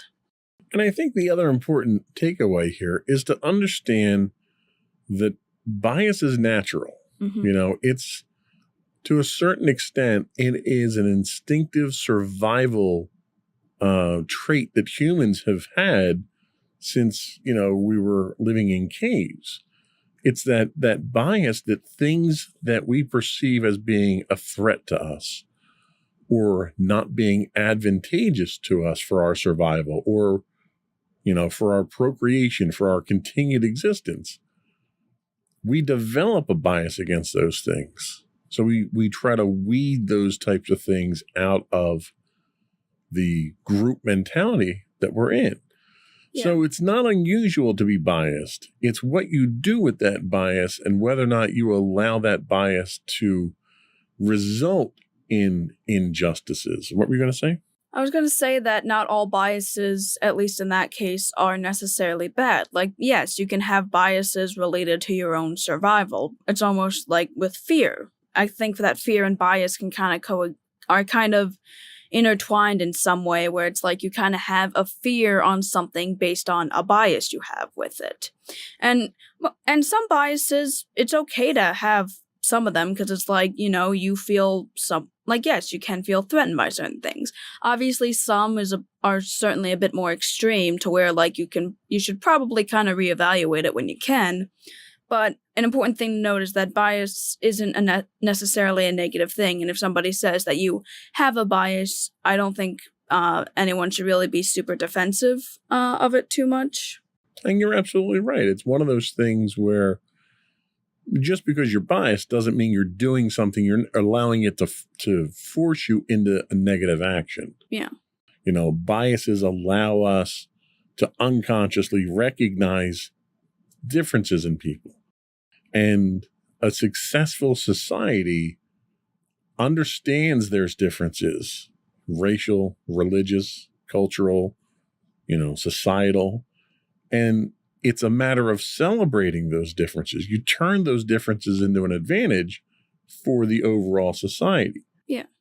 Instead of looking at it as one being superior over the other. Yeah. A lot of times, the differences that our biases key on are complementary. Mm-hmm. And I think a lot of people, when they look at it from a discrimination standpoint, which is what a lot of people think of when they think of bias, the discrimination side of things is where you're recognizing those biases that you have, but then you're allowing them to rule your thoughts and allowing negative outcomes to come from them. Yeah. Whereas, we just had, this is a whimsical example, but we just had rotisserie chicken for dinner. Well, you like dark meat and I like white meat. Okay, they're biases. But that means that when we have a rotisserie chicken, it doesn't go to waste. The whole thing gets eaten at that point in time. So that's just a silly example of how you could take something where someone's biased against something and turn it into a positive type thing. Yeah. Do you ever run into bias, or what would be defined as unconscious bias in this case, in your day-to-day activities with friends or at school or out and about if you're in the mall or something like that? Have you ever experienced anything like that? Yeah, kind of. Now, as much as I, want to say, don't judge a book by its cover or don't judge somebody by their own appearance, I feel like I unconsciously do that in a lot of instances, mainly as a way, of course, to seek out any threats, because sometimes I like to wear more bright and colorful stuff that might kind of set some people off, because I know it sets certain people off, and I'm worried about interacting or being near people that it would set off. So I kind of have an unconscious bias of, okay, who seems like they would be set off by the way that I look?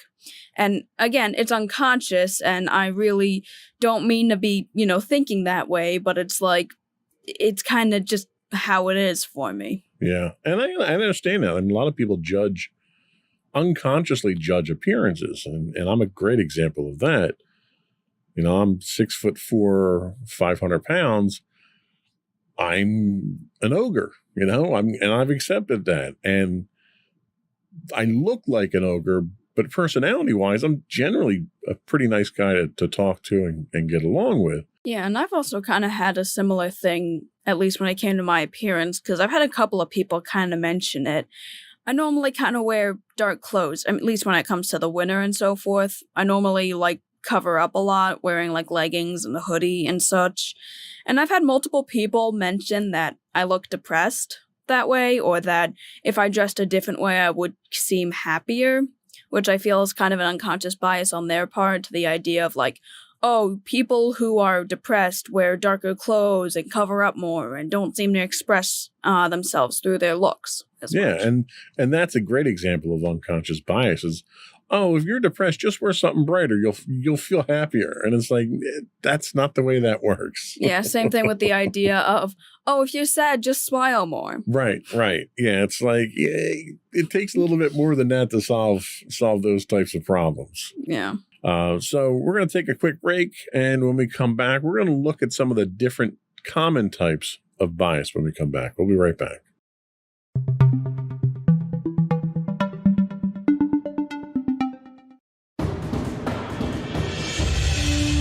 For over 7 years, the Second Sith Empire has been the premier community guild in the online game Star Wars: The Old Republic. With hundreds of friendly and helpful active members, a weekly schedule of nightly events, annual guild meet and greets, and an active community both on the web and on Discord. The Second Sith Empire is more than your typical gaming group. We're family. Join us on the Starforge server for nightly events such as operations, flashpoints, world boss hunts, Star Wars trivia, guild lottery, and much more. Visit us on the web today at www.thesecondsithempire.com.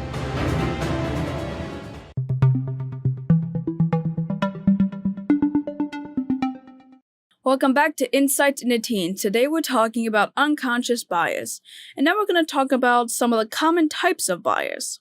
So the first we have is affinity bias. Parenting is hard, and we're told that playing favorites is wrong. And so as parents, we struggle to make sure everything is fair. I'm not a parent, by the way. I probably should have read that segment. Yeah, but okay. I'm just gonna say I'm not a parent, but okay. You have a cat. Sure, we'll go with that. That works. But if you have a sibling or you're a parent yourself, it isn't difficult to tell who the favorite is. And for that, you can place the blame squarely on affinity bias. Affinity bias is the tendency to warm up to people like ourselves. We favor those who have something in common with us. So as a parent, a child who plays the same sport you did in high school, or who has your creative gene, is usually the one you relate to the most and are the closest with. So I'm going to ask you a very controversial question at this point. Ooh, boy. Who do you think is my favorite, you or Sam?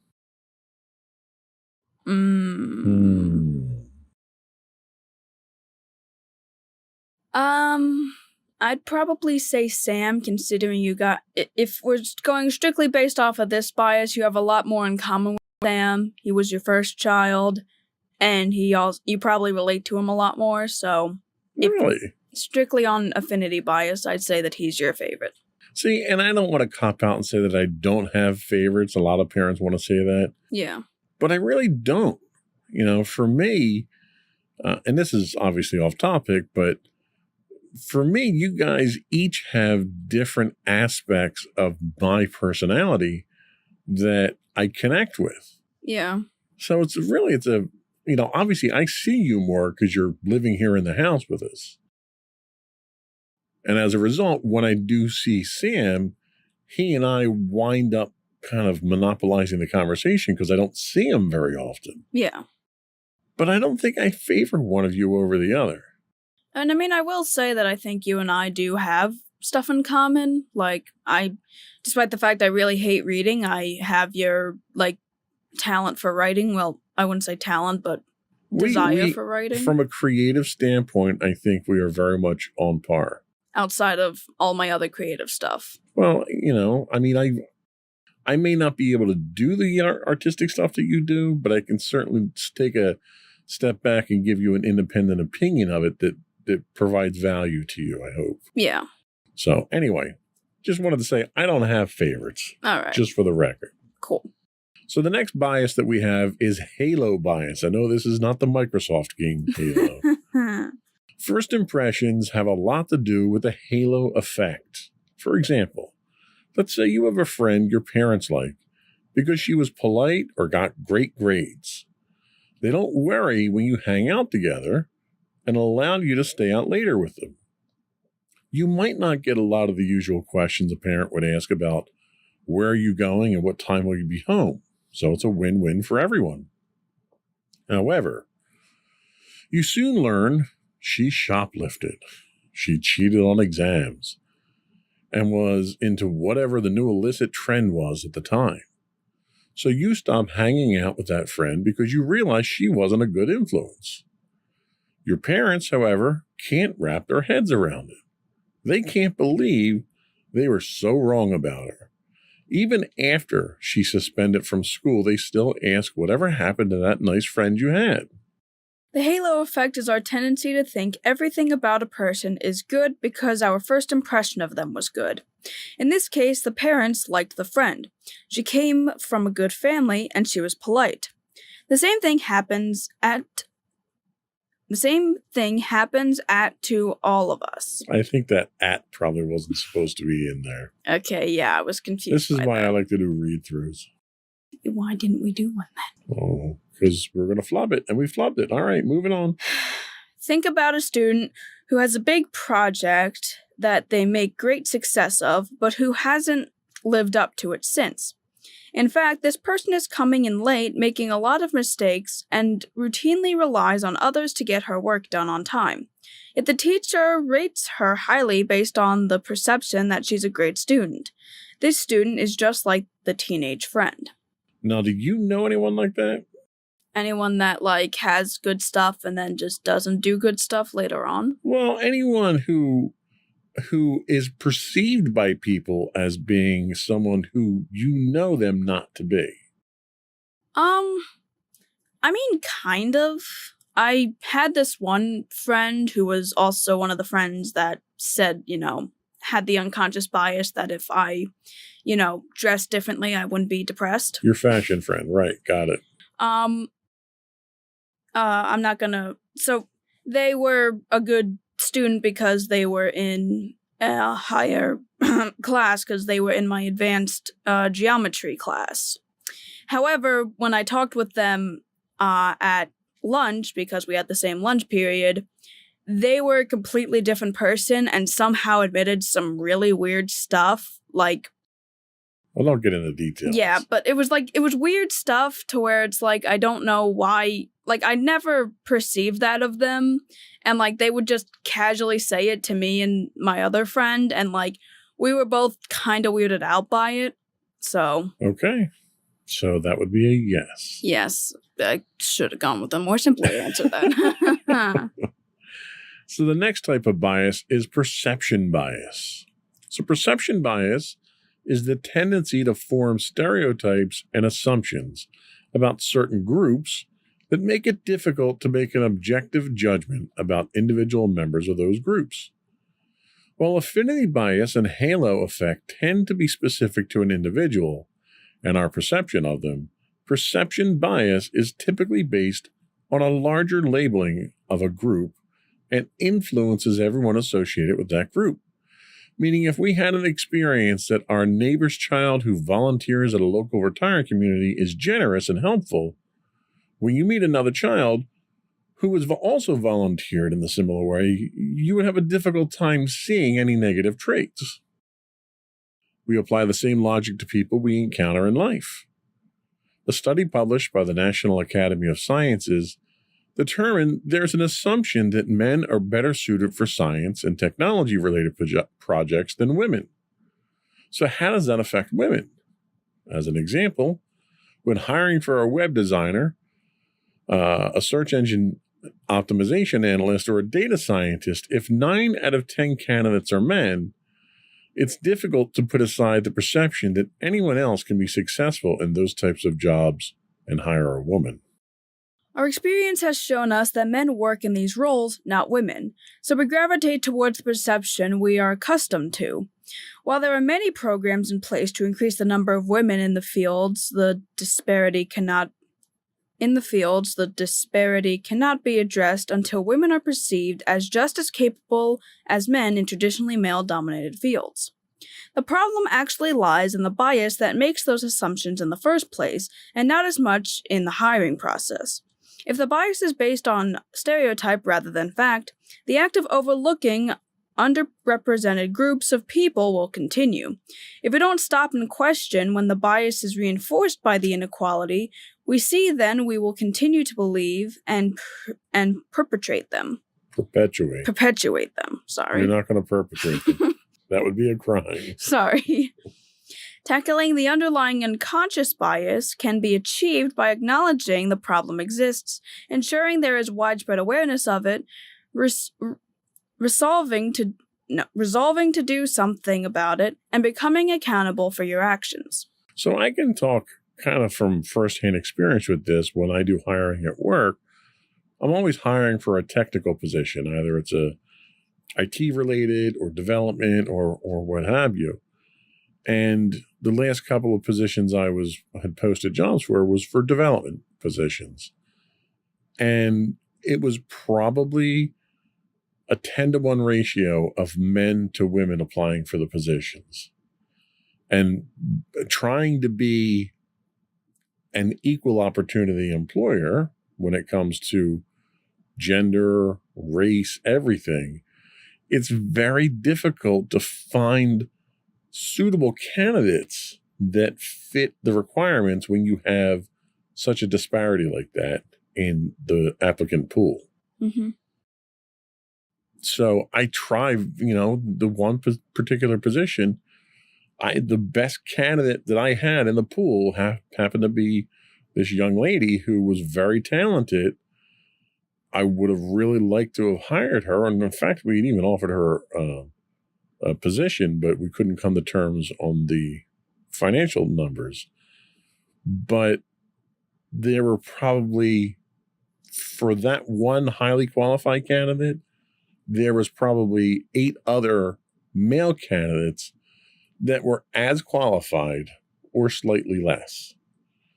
So it's very difficult to kind of not have a bias when your applicant pool is that sideways, Yeah. I don't really have a solution for that. I try to consider everyone based on their merits. And if I look at everyone and I don't look at a name and I just look at their qualifications, I can usually pick the people out of a applicant pool that would be the best person. And then from there, I try not to let unconscious bias filter into that scenario. Maybe I do. Maybe I'm unconsciously biased to female applicants because of the influence that you and mommy have on me and how much you've opened my eyes to I don't want to get dramatic and say the plight of women, but the conditions that women, have to exist in the workforce. And maybe I'm trying to do my part to ease that, and maybe it's a reverse bias. I don't know. It's like I'm just overanalyzing it at this point. Yeah. But I can speak from experience that's a problem in the workforce for sure. So the next one we have is one that I experience all the time, and that's confirmation bias. Confirmation bias is described as seeking out evidence that confirms our initial perceptions, ignoring contrary information. It's a little like a debate. Each side prepares for their argument with facts, figures, and studies that will support their position, and they will disregard or find fault with the opposing viewpoint to win the debate. Confirmation bias gets on one side of that debate and allows us to only accept what supports our argument. Confirmation bias can make a bad situation worse because we become stubborn and refuse to change our opinion. We seek out information, evidence that justifies our position or makes us feel like we're right or wrong. And contrary to that, we may wind up ignoring evidence that's presented to us that is against our argument at the same time. Yeah. So, for example, let's say Bob has an idea for a new product that he believes will be well received by the public. He does market research and presents findings that support his initial idea. When his coworker presents data that shows the product won't be profitable, Bob discounts it. Bob has data. His coworker has data. both people believe their data proves the point. Confirmation bias becomes a problem when Bob pushes the product to market based solely on his data. To combat confirmation bias, we need to review the data we have in our possession, all of it. Review the pros and the cons to objectively make a decision based on both sides of the data. Look for data that disproves your point, and ask others to review your conclusions. The best way to get over confirmation bias is to find someone who is unbiased that you can present both sides to. And this is something that's done in the scientific circles all the time. You see a lot of people that will publish papers in journals to try to garner support for their theories and their projects and what they're working on. But when there are studies that are published that aren't peer-reviewed, they're almost scoffed at right off the bat automatically. So the idea of peer review in science is very important. When other people look at the work that you did and either review the work and the data or take the work you did and try to reproduce it to support your theory, it lends credence to what you're doing. And for people to not seek out the peer review is really a rush to judgment. And then what happens is you get a lot of people that come out and talk about, well, there was one that was recently in the news about this new compound that was found that would be used as a superconductor at room temperature. So just a little aside, superconductors exist in the world today, and they're used for fusion and various supercomputing things and stuff like that. But they all have to be super cooled to near absolute zero. Mm-hmm. In fact, when you go for an MRI at the hospital, it uses superconducting magnets that are supercooled by helium, liquid helium. So this material that they discovered and did some testing on could have the same properties of a superconductor, but without the supercooling. It could do it at room temperature. And they published a paper. Well, they had some people that came out and then supported it. But you had some people come out and say, well, nobody reviewed this stuff. Nobody looked at this. Nobody looked at you, checked your data or anything like that. This is nothing but a theory at this point in time. And they basically discredited all the work that they did because of the confirmation bias. So when you're in that sort of situation, you have to be objective enough to have your theories tested. If you lack sufficient confidence in your argument to have it stand up to scrutiny and debate, then you don't have an argument at that point in time. Yeah. Can you think of any examples where people put forth their ideas and either ridicule or discredit or don't want to hear anyone who has a contrary point of view? Yeah. That was a softball I tossed up there for you. Yeah, I was going to say, I feel like it's kind of easy to be, find that now, unfortunately, because so many people are like so headstrong in their own beliefs that they won't even do their own research. They'll just like say that like they'll find like the one source that agrees with them that, again, probably wasn't peer reviewed, so it's probably inaccurate anyway, and will, pretty much go head first into keeping it. And I'll say I probably also have that kind of bias because, I try to get multiple sources, but for the most part, when it comes to discrediting people, I kind of just look up the first thing I see to show that the other person didn't really do their research first.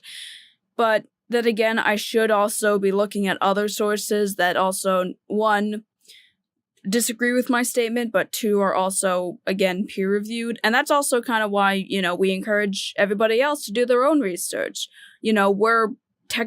While we try not to be one-sided when it comes to our podcast, we're only really one source, and there are plenty of other sources out there that will agree with us, disagree with us, or kind of be a midpoint between both arguments. So, that's kind of why we encourage everybody to do their own research and get as many sources as they can. And I guess that's why in school, they kind of have us look up multiple different sources for our different things so that we're not looking at just one singular source. Yeah, when you're basing your entire political argument on a single source from Newsmax, you're kind of treading on thin ice there. Yeah. So, but yeah, and one of the things is that when we do research for these podcasts, usually each segment comes from a different source, so we can try to provide different perspectives. It's not the end-all, be-all. We're not a scientific organization here. We're not a think tank. Go out and do your own research. Yep. We're going to take our last break here, and then when we come back, we're going to talk about a little bit more about the basis of unconscious bias. We'll be right back.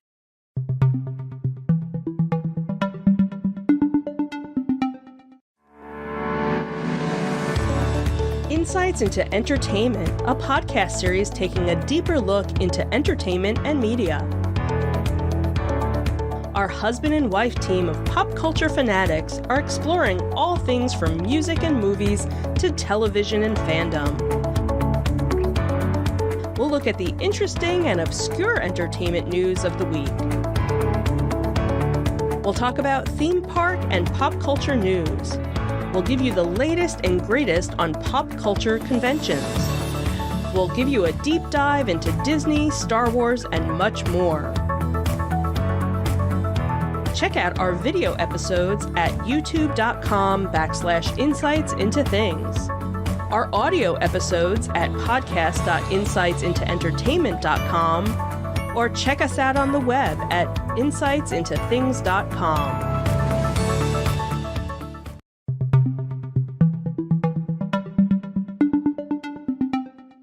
We are talking unconscious bias today on Insights into Teens, and we're going to talk about the basis of unconscious bias.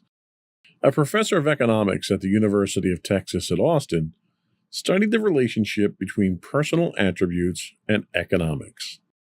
He confirmed that skinny people make more money than overweight people. Tall men are promoted more often than short men. White women are paid more than black women, and much more than Latino women.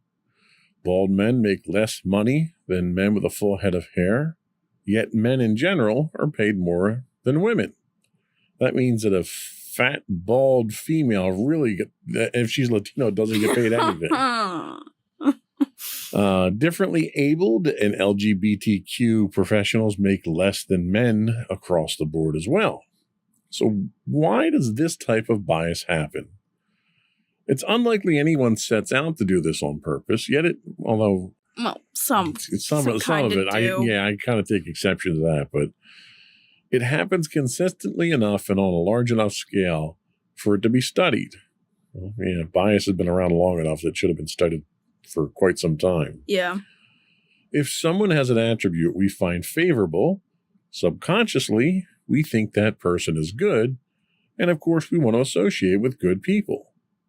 It's this unconscious need to categorize people that leads to the kinds of decisions that favor some and leave others out. According to studies in cognitive science, our brains receive 11 million pieces of information every second, and we only process 40 of those process 40 of those details consciously. This makes us more than 99% unconscious. Which makes me sound like we're really stupid then. Yeah, really. The unconscious brain is working to minimize how much energy it uses by automating certain predictions and perspectives. This automation allows us to have more energy and awareness in case we need to respond to threats. Our minds are working with what it is exposed to and stores evidence for, which means it has no inherent idea of right, wrong, good, bad, truth, or lie unless we ascribe it or learn it from others. Which means that whenever I flub any of these lines, it's only because I'm doing it unconsciously or something like that. This lack of awareness or attention to our perspectives means we don't realize just how biased we are. Ask anyone if they're biased, and very few will admit it. it's one of those things that people might even feel insulted by. Absolutely. And those who are unaware of just how deep the bias actually runs. So pinpointing bias is hard, but not impossible. According to the Cognitive Bias Codex Cognitive Bias Codex You'll get it. created. That's why we need to do read-throughs. Then do read-throughs. There are an estimated 180 cognitive biases, and the list is frequently updated. This codex is a useful tool for visually representing all of the known biases that exist to date. You may have heard of the term cognitive bias as a synonym for unconscious bias, but cognitive bias is not a synonym for heuristics. Heuristics are nuanced, and the Cognitive Bias Codex organizes biases in a meaningful way while listing heuristics and biases under the same label. Daniel Kahneman, in his book Thinking Fast and Slow, explains the difference. He says heuristics are the shortcuts that humans use to reduce task complexity in judgment and choice, and biases are the assumptions we make based upon those shortcuts. Our assumptions affect our behavior, and our behavior affects everyone around us. By understanding that we're all biased, we can make the decision to work together to be more conscious of our thoughts and actions when relating to others. And while we can't always stop ourselves in the moment, we can think about our actions to see why we chose a particular person for a task or put a specific individual on a team. We can ask what made us act and think in that way towards this person or group. And then if need be, we can remedy that situation. We can put our eggs. Whoa. Let's back that one off. That's a big flub today. We can put our egos aside, and, along with our eggs, over in a basket somewhere. But not all in one. Not all in one, right. And admit we have made a decision based upon a bias. We can interrupt the biases and acknowledge them. And not only can we address the current situation, we can resolve to not do it again. Over time, it's possible to learn to think and behave differently. By using an objective test to measure our bias and by reflecting on our actions, we can change the way in which we are biased. And I guess that's really the moral of the story here, is that everybody is unconsciously biased and doesn't realize it usually. But by paying attention to your actions, by being aware of the world around you, by understanding the impact of your actions on others, you can become consciously biased. And if you can become consciously biased, then you can change. Yep. What are your thoughts on that? Do you think that you've had unconscious biases that you've had to overcome in your lifetime so far? I mean, yeah, both in my own unconscious bias and the unconscious bias of those around me.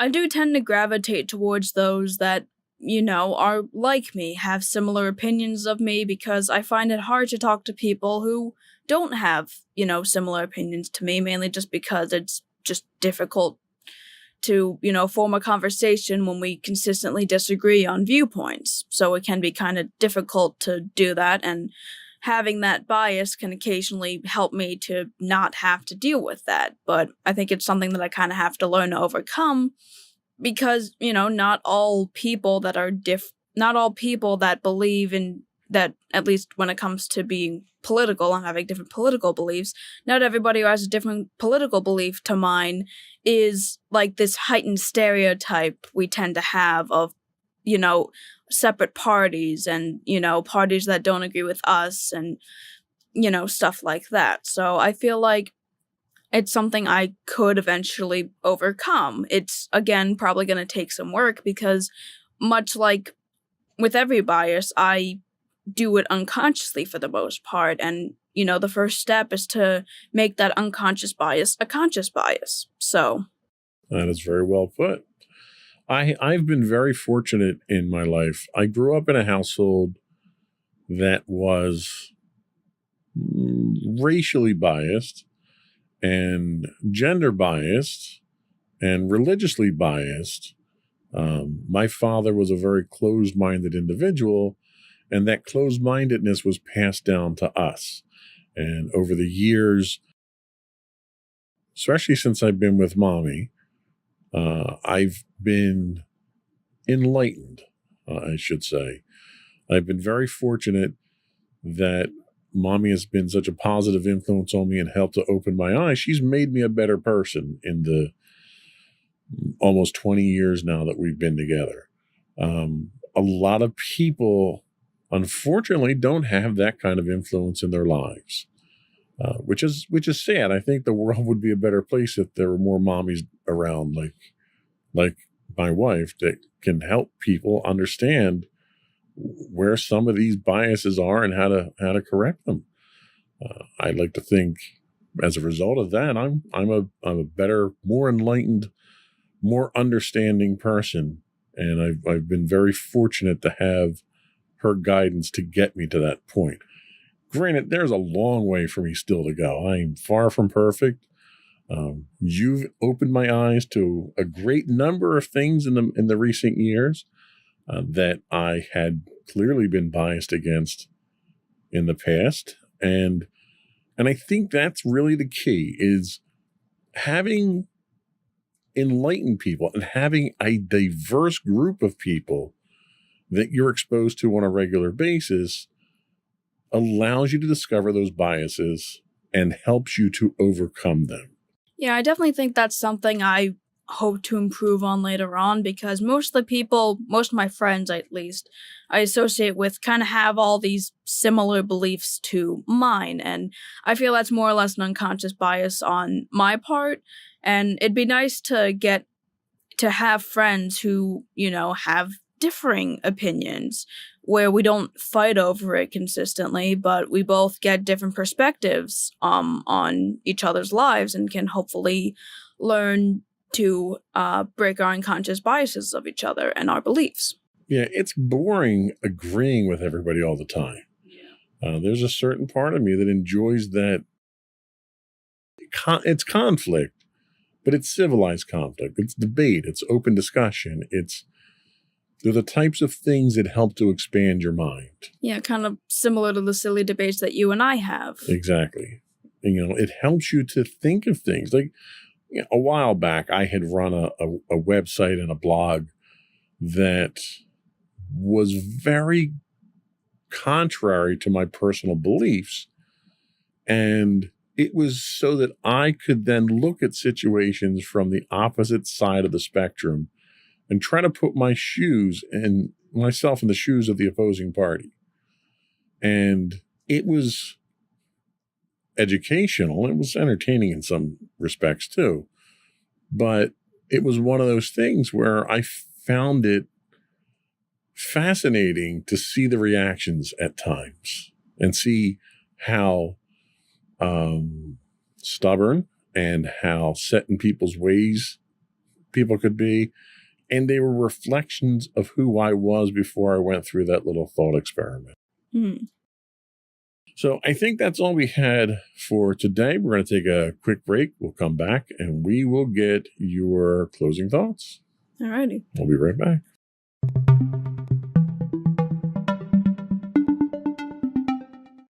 Okay, so to everybody out there, I kind of just want to reaffirm the idea that we all have our own biases, whether unconscious or conscious.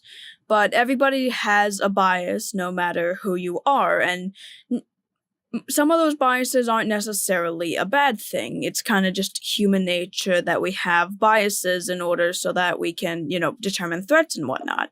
However, some of those biases can go a bit too far, and some of them are just incredibly unconscious to where you're not willing to admit it. And I guess the important thing to note is that it's not a bad thing to admit that you have a bias.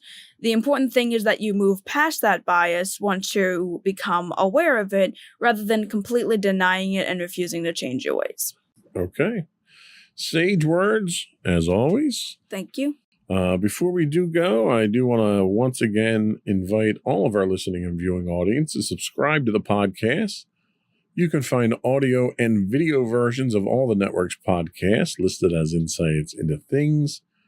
You can find audio versions of just this podcast listed as Insights into Teens. And we're pretty much anywhere you can find a podcast: Apple, Spotify, Google, iHeartRadio, and so forth. I would also invite you to give us your feedback.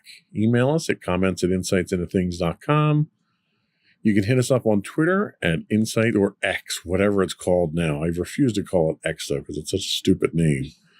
We're at Insights_Things.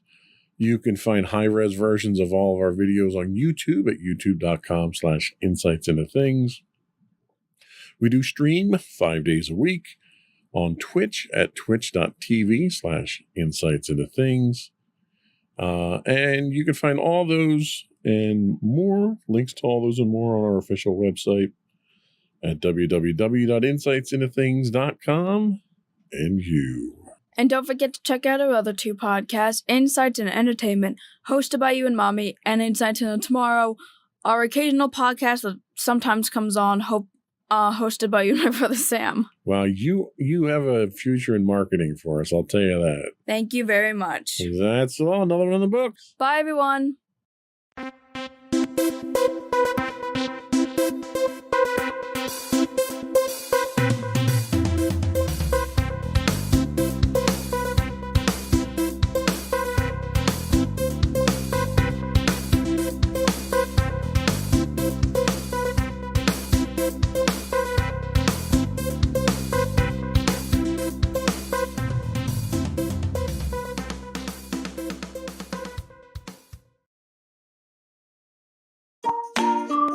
Insightful podcasts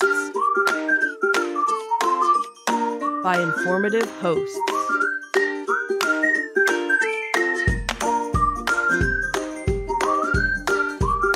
Insights into Things, a podcast network.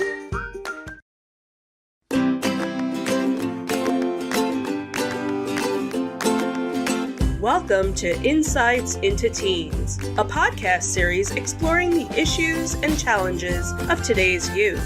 Your hosts are Joseph and Madison Whalen, a father and daughter team making their way through the challenges of the teenage years.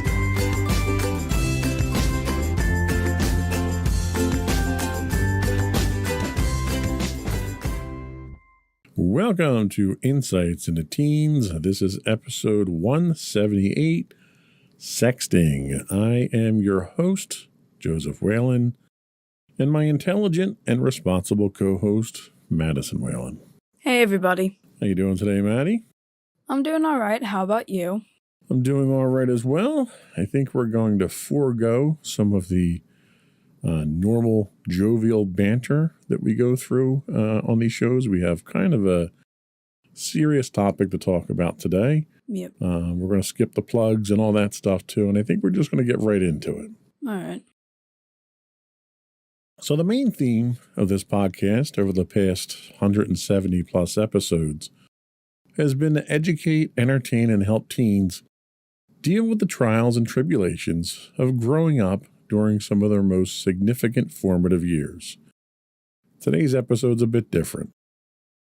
This topic was prompted by a recent event that cost the life of a teen through suicide. The story moved me to the point that I wanted to try to ensure the same thing didn't happen to anyone else. We're discussing a very sensitive topic, not to glorify it or to endorse it, nor are we here to pass judgment over anyone who engages in it. Instead, our purpose today is to acknowledge that it happens, discuss the dangers inherently involved in it, and try to help teens understand how to cope with the consequences of it should they engage in it. All in the hopes that the fate of that befell the young man in the article we're going to discuss does not happen to anyone else. Now, it's important to note this episode does discuss suicide. If you or someone you know is having thoughts of suicide, please contact the Suicide and Crisis Lifeline at 988 or 273 8255.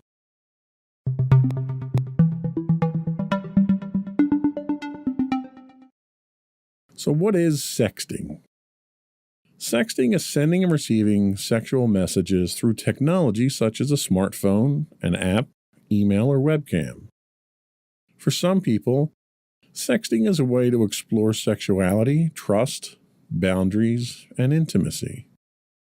However, in some cases, sexting is used to bully, blackmail, and exploit. Sexting can involve words, photos, or videos, such as a message or a post written with sexual language, nude or semi-nude photos or videos of sexual acts, live chats with someone on webcam involving sexual acts, or screen-captured videos or photos recorded from webcam. Not all teens sext, but those who do, their experiences are very different. Even when there is consent, trust, and respect between people who decide to sext, it's hard to be completely sure of a sexual message will be private. For those who do decide to engage in sexting, it's important to know the facts on consent and the law. The decision to sext is a personal one. Not everyone feels the same way about it. Most teens decide not to sext. Older teens are more likely than younger teens to send and receive sex. According to a recent survey of young people who've sent sex in the past, 49% of them sent them to their girlfriend or boyfriend.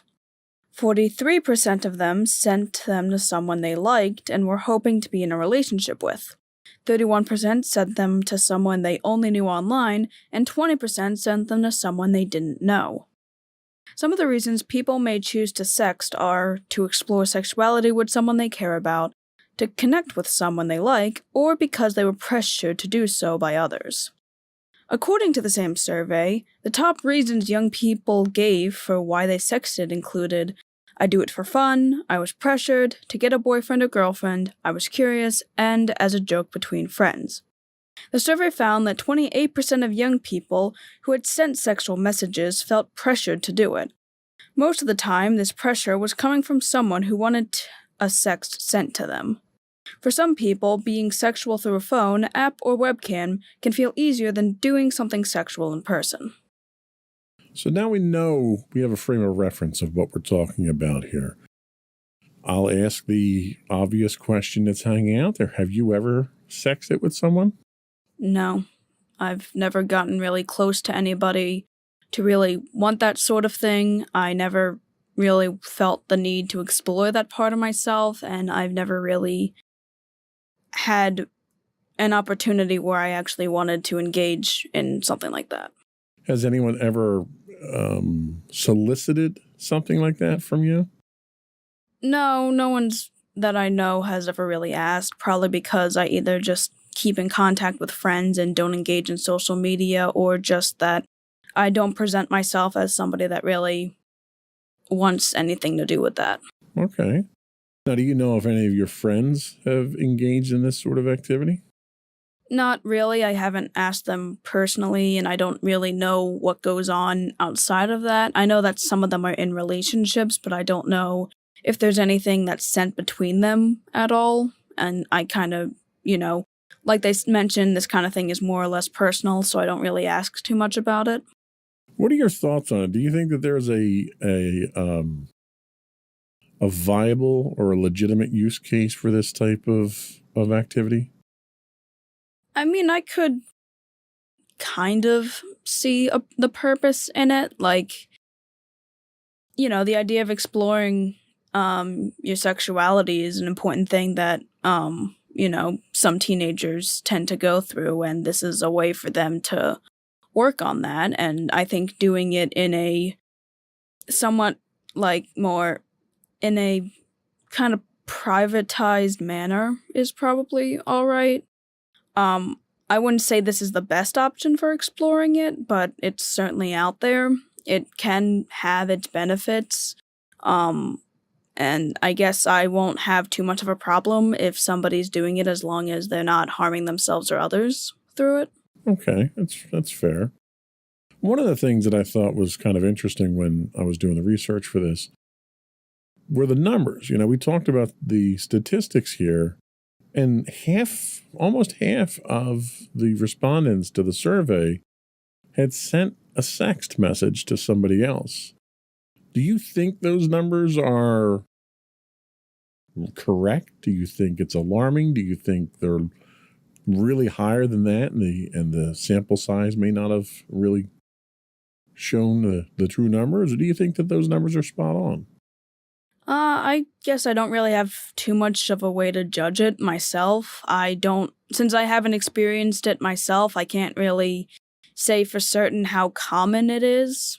I don't really tend to focus too much on this sort of thing, so it's kind of hard for me to have my own idea of what I think the numbers would be. I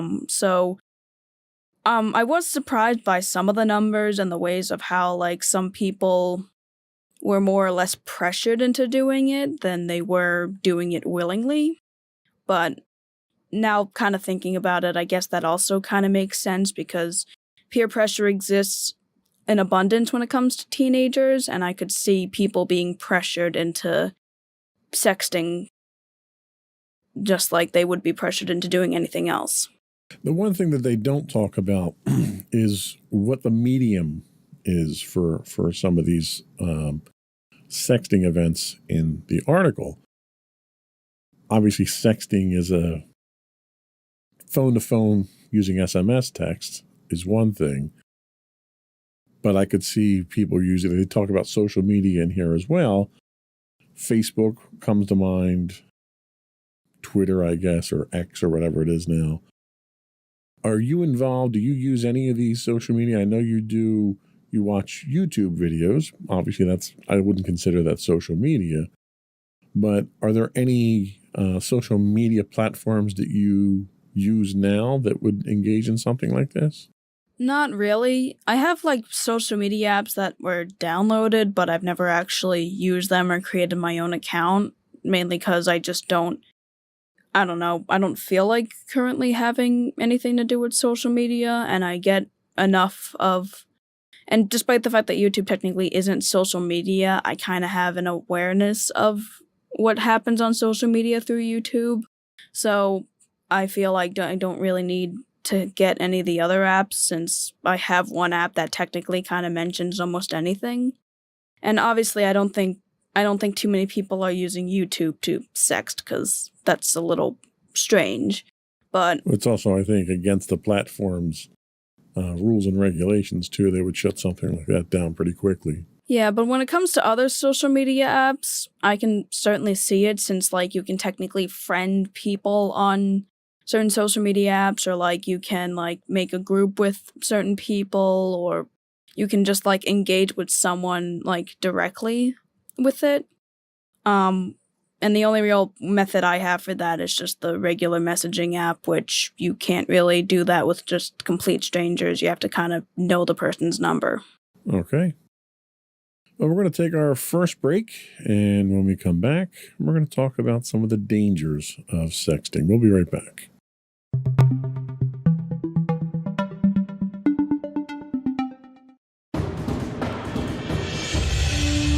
For over 7 years, the Second Sith Empire has been the premier community guild in the online game Star Wars: The Old Republic. With hundreds of friendly and helpful active members, a weekly schedule of nightly events, annual guild meet and greets, and an active community both on the web and on Discord. The Second Sith Empire is more than your typical gaming group. We're family. Join us on the Starforge server for nightly events such as operations, flashpoints, world boss hunts, Star Wars trivia, guild lottery, and much more. Visit us on the web today at www.thesecondsithempire.com.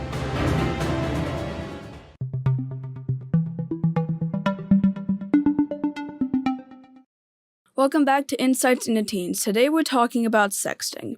And now we're going to talk about the dangers of sexting.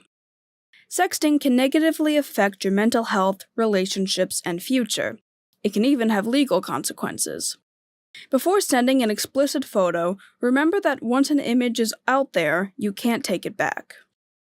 What if you and the other person break up? What if they share your message or photo with their friends or social media networks? What if your parents or teachers found out? In some cases, the image could even end up in the hands of a sexual predator. If your sext includes a photo or video, it's important to remember once it's created, it's impossible to control where it ends up. Even photos and videos shared through an app promising they'll disappear aren't completely private. Some could still save a copy. Or someone could still save a copy. Choosing whether or not to sext is a decision only you can make. Feeling uncomfortable or pressured to sext is never okay. If you're considering sexting, here are some questions to ask yourself. First, why do I want to send a sext? It's important that you feel in control of whether you send a sext and that you send it because you want to. If you're feeling uncomfortable or pressured, it's always okay to say no. How well do I know the person I'm sexting?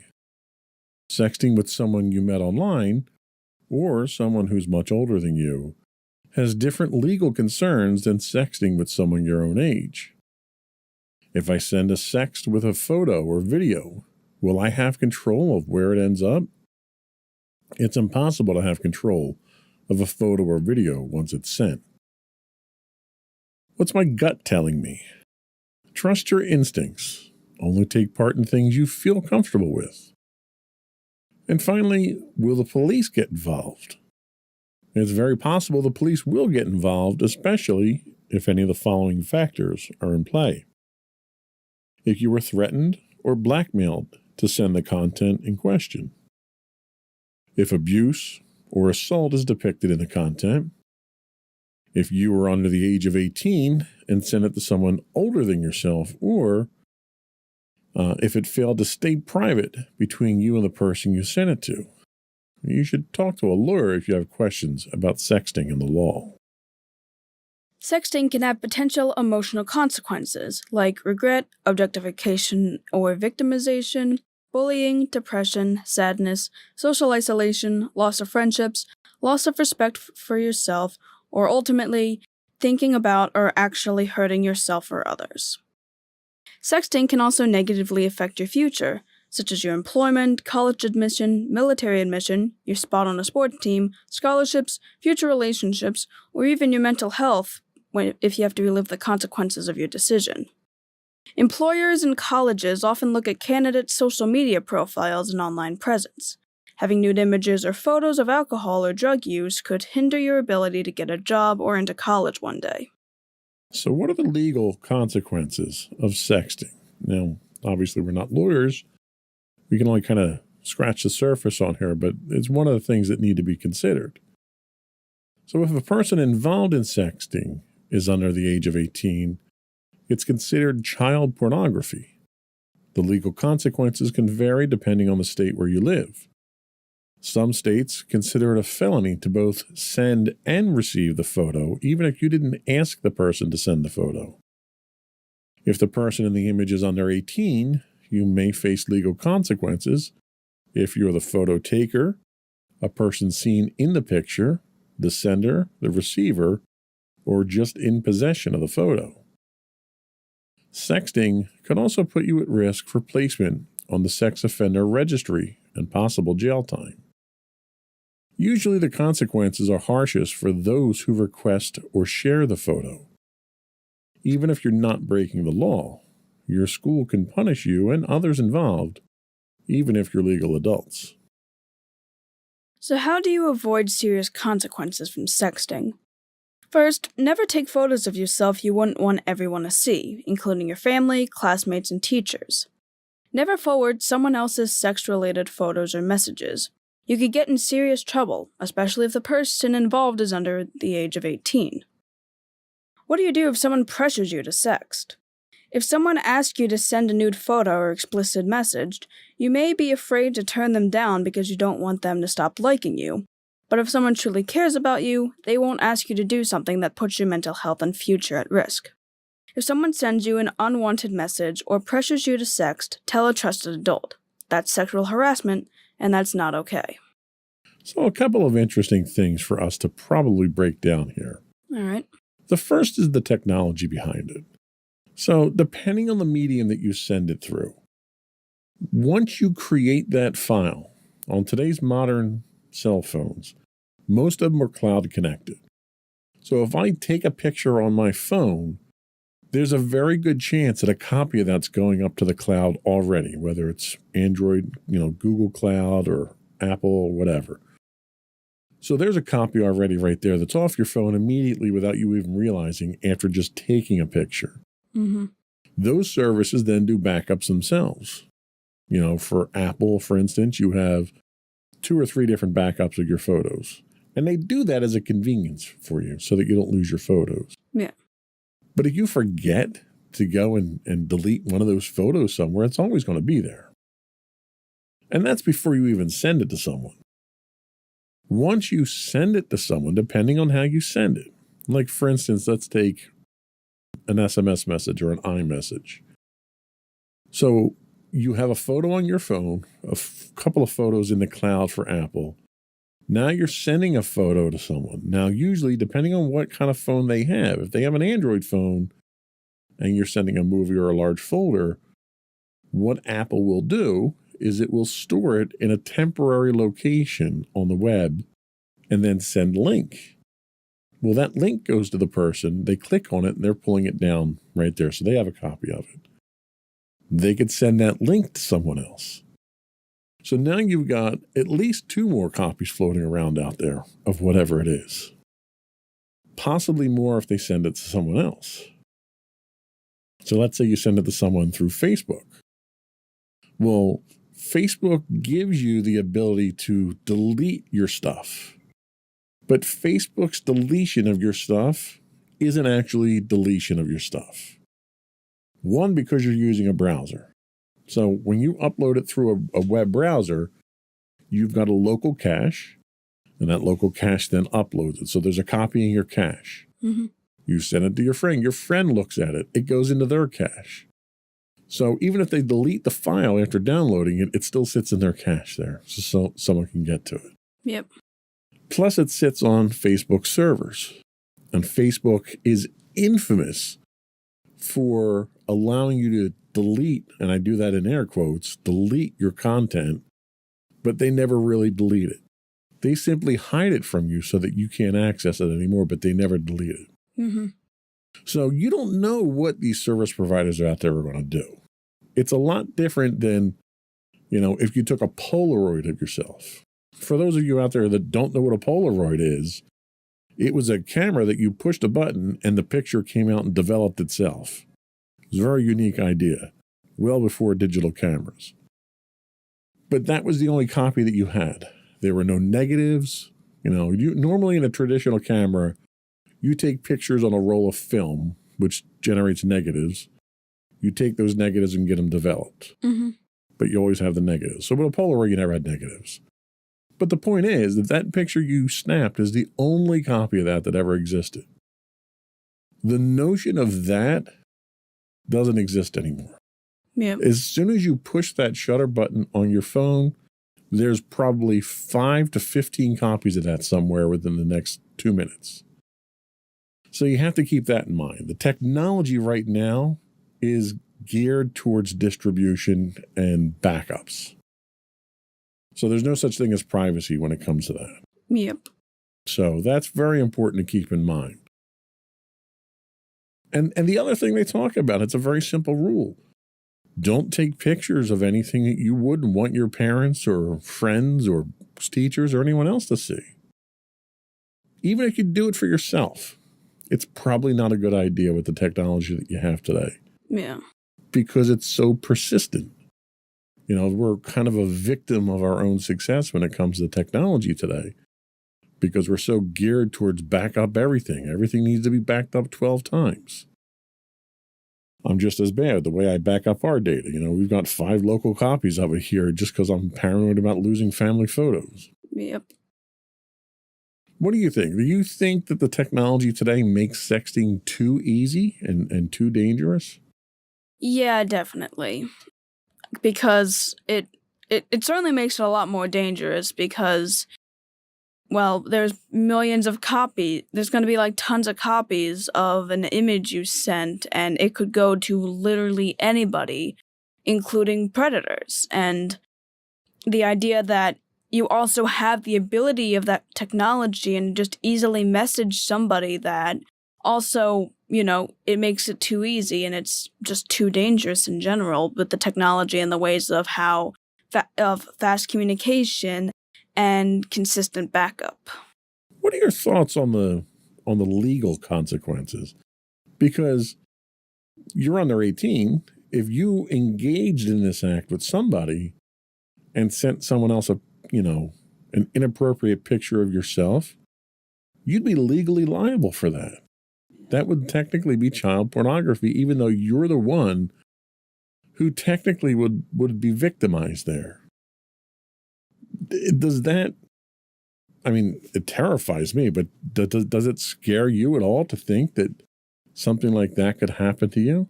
Yeah, it kind of follows the same rule I remember my school having, which I always kind of thought wasn't all that fair, was the idea of how, if a person is fighting you, if you fight back, you're just as guilty as the other person, which I wouldn't say is the most fair thing to say. If you just got bullied consistently for, years and never actually fought back, and then fought back one time and then you were entirely punished, I'd say that that's a bit extreme to, give the same punishment to the person that got beat up as the person that beat them up. Right. And, I never liked the idea of victim blaming. And, sure, if they actively engaged in it, even if they were considered to be the minor, it's okay, I guess, but, even just receiving it when it was completely unwanted and still being liable to a crime for it, it's just that seems messed up. Yeah, it's a little extreme, but I think they kind of do that almost as a scared straight type thing to kind of really hammer home the significance of it to kids. I don't know. I don't know what the motivation is behind it. Yeah, I'm all for actually having legal accountability for this sort of thing, especially if minors are involved with it. It's just, I don't know. It seems to kind of push the extremes on occasion. It does, but I think the motivation is understandable. The law enforcement does not, and the authorities and parents and everyone else doesn't want kids getting involved in stuff like this because of how dangerous it is.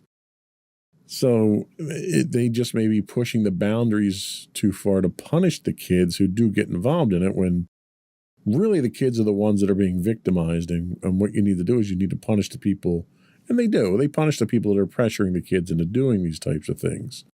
But sometimes they're other kids. And it's, it's a very difficult situation. Once you go down that path, it's a very difficult situation to navigate. So we're going to take our second break, and when we come back, we're going to talk a little bit about, we're going to talk a lot about the consequences, the actual real-life consequences that can come from sexting. We'll be right back.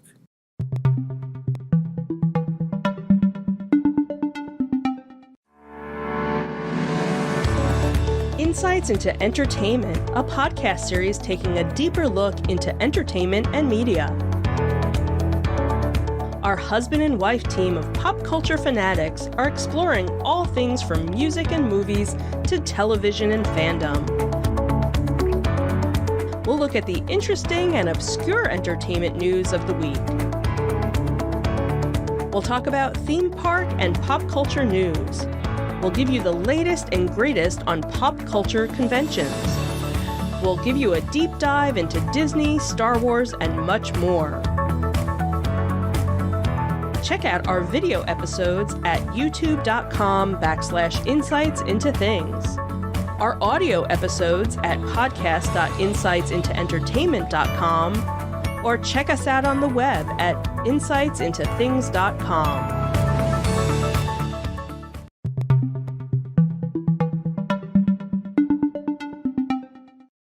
In this segment, we're going to discuss a news article that involved the suicide of a young man. If you or someone you know is having thoughts of suicide, again, we ask you to please contact the Suicide and Crisis Lifeline at 988 or at 1-800-273-8255. Jordan DeMay was a 17-year-old high school student and football player whom his father, John DeMay, described as, quote, smart, he was a good student, and he was a great athlete. The teenager began chatting with someone he thought was a woman on Instagram. The account was real, but had been hacked and sold to a 22-year-old Nigerian man named Samuel Agashi, who posed as a woman. He used the profile to coerce young men into sending explicit photos of themselves. He allegedly used the photos as leverage for money, according to the FBI. Jordan fell victim to this version of extortion, which is termed sextortion. The 17-year-old football player's tragic fate is not uncommon in America and across the world. Teens across the U.S. are falling victim to sextortion on social media. Jordan's father described the attack as, quote, someone came into his bedroom at 3 a.m. and murdered him through Instagram when we were all sleeping at night, and we had zero chance to stop it. John DeMay is sounding the alarm about sextortion after his 17-year-old son, Jordan, died by suicide last year. The suspect in Jordan's death is one of 3 suspects from Lagos arrested recently for allegedly hacking Instagram accounts and sexually extorting or sextorting more than 100 men online. The FBI defines sextortion as a serious crime in which the perpetrators threaten to expose a victim's sensitive or private information in exchange for sexually explicit material or money.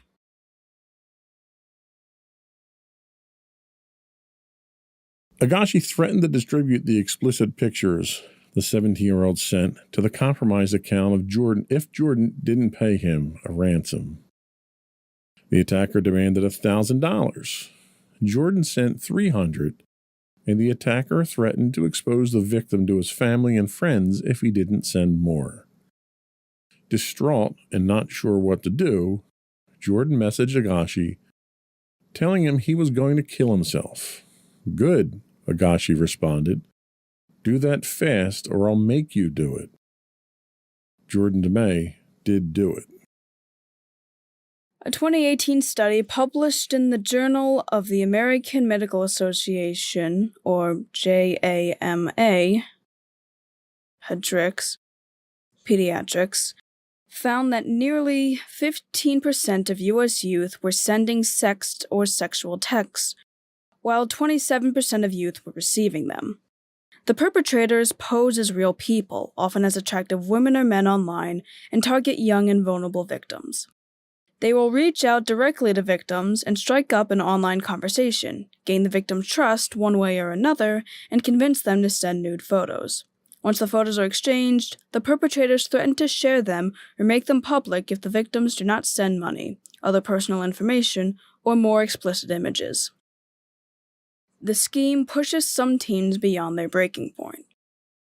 Jordan's father said he encourages parents and teenagers to learn about the risks of sextortion and have a plan in place if it happens to them or someone they know.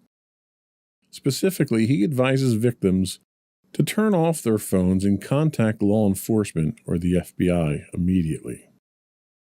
He also said he would tell Jordan every single day, if he had a chance, that threats from the sextortionists were not the end of his life. He goes on to say the kids have to just understand that this isn't the end of whatever they think is their life, because it's not, DeMay explained. The National Center for Missing and Exploited Children's Cyber Pipeline received about 32 million reports of suspected child exploitation in 2022. The online incitement category of the cyber pipeline saw an 82% increase in complaints between 2021 and 2022.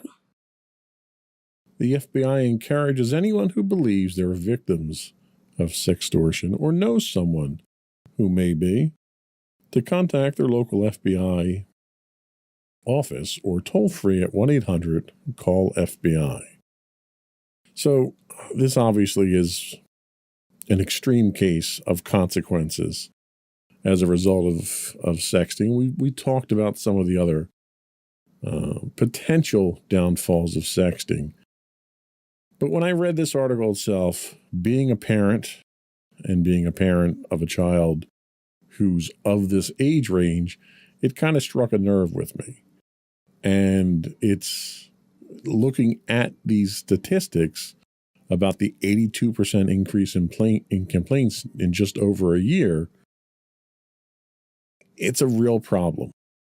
There's I mean, it's going to sound cliche, but there's bad people out there. There's bad people on the internet, and they're going to do things, nefarious things, to try to get money from you, to sometimes to just do things maliciously. People they're just evil, and they'll do things to harm you or to get you to harm yourself, not necessarily for any financial motive at all. And I thought if there was anything that we do on this podcast, we try to be positive. We try to be upbeat. We try to teach kids and parents how to get through some of these difficult things. And I read the quotes about Jordan's father here, and I could almost echo those thoughts myself. And I thought maybe we might have a chance to maybe reach out and help educate other people about this and to try to prevent something like this. What are your thoughts? Yeah, honestly, I believe the same thing. Like, obviously, we always try to make sure that we keep everything lighthearted, because we've talked about darker topics in the past, and we've always tried to at least bring some lightheartedness to the situations while still not downplaying the severity of all of them. And I do think that bringing more awareness to this is the best way that we can stop it. It's how we can stop anything pretty much bad from happening, is try to bring more awareness to it, because if more people know about it, there's going to be more people willing to stop it, or at least be aware of it so that it doesn't happen as often. I would agree with you 110%. I think mission accomplished today. I don't want to drag this out too far. I know it's kind of a dark topic. We usually are not quite this low key, but I wanted to make sure we treated this subject with the respect that it deserved. I think we're going to forego the closing remarks. I think what you just told us there, I think, very easily summed up the overall sentiment we have here. Before we do go, though, I did want to throw some quick plugs out there, just to remind folks to subscribe to the podcast. You can find audio versions of this podcast listed as Insights into Teens, and you can find audio and visual of all the network's podcasts listed as Insights into Things, and we're available on Apple Podcasts, Spotify, Google, iHeartRadio, TuneIn, pretty much anywhere you can get a podcast. I would also invite you to write in, give us your feedback, give us your thoughts on the subject. I'd be very interested to hear what our listeners have to say about today's talk. You can email us at comments@insightsintothings.com. You can find us on Twitter at insights_things, or X, whatever it's called now. You can also find us streaming 5 days a week on Twitch at twitch.tv/insightsintothings, where you can find links to all that and more on our official website at www.insightsintothings.com. intothings.com, and you. And don't forget to check out our other two podcasts, Insights into Entertainment, hosted by you and Mommy, and Intentional Tomorrow, hosted by you and my brother Sam. And that's it. Another one in the books. Bye, everyone.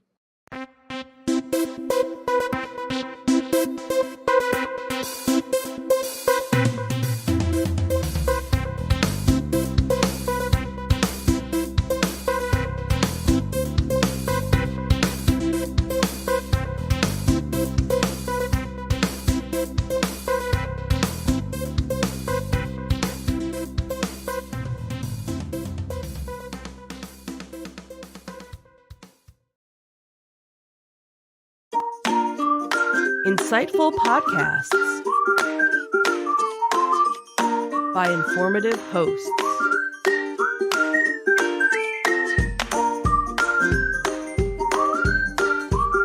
Insights into Things, a podcast network.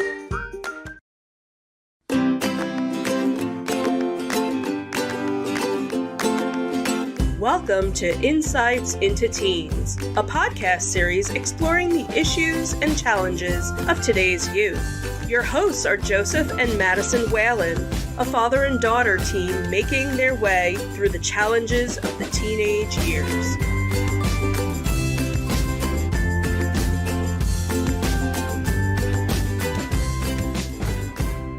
Welcome to Insights into Teens. This is episode 182, Adolescent Idealism. I am your host, Joseph Whalen, and my generous and kind co-host, Madison Whalen. Hi, everyone. How you doing today, Maddie? I'm all right. How about you? I'm doing okay. You're a little uptight here. You want to talk about that real quick before we get into this? Just this game I've been playing, and I have to restart the exact same battle over and over. I've had to do it at least 6 times today, in fact, because it's so difficult, so... And just for an honorable mention, what game is that? Baldur's Gate 3. Which we probably will be talking about on a upcoming episode of Insights into Entertainment, just as a little teaser there. Well, you will. I'm not. Well, no, yeah. I'll be on the show with Sam for that one. Other than that, how are things going? How's school going? Anything exciting? Not really. Just starting to ease into the second marking period, so... Ease into it, huh? Well, not exactly ease into it, I guess, because... It's all relative, right? All relative, I suppose. Okay, well, hopefully it goes smoother than the first marking period. Is that safe to say? I don't know, because the first marking period's supposed to be the easier one, and then it just progressively gets harder afterwards, so it's like... Just goes downhill from there. Don't really have high hopes for it. Okay, well, on that note, what we are talking about today is teen or adolescent idealism. Adolescent idealism is a normal phase of teenage development characterized by strong views and opinions of society and the world. Typically developed between the ages of 11 and 16, which you just came out of. Mm-hmm. Adolescent idealism is one of the stages of cognitive developmental theory. Adolescent idealism can impact mental health when teens discover the issues they care about aren't centered or prioritized. Treatment can help strengthen family connections and address mental health concerns associated with adolescent idealism, including grief, depression, anxiety, anger, and hopelessness. And if that doesn't sound like fun to talk about, I don't know what does. Yeah. But before we get into that, I do want to take a moment to implore our listening and viewing audience to subscribe to the podcast if you don't already do so. You can find audio versions of this podcast listed as Insights into Teens, or you can find audio and video versions of all the network's podcasts listed as Insights into Things, and we can be found anywhere you get a podcast these days. Though we do tend to direct people to Apple Podcasts, but that's just kind of a default thing. I would also invite you to write in or contact us. Give us your feedback. Tell us how we're doing. Give us topics you'd like us to discuss. You can reach us via email at comments@insightsintothings.com. We're available on Twitter or X at insights_things. where you can get links to all those and more on our website at www.insightsintothings.com. Are we ready? Sure. Here we go.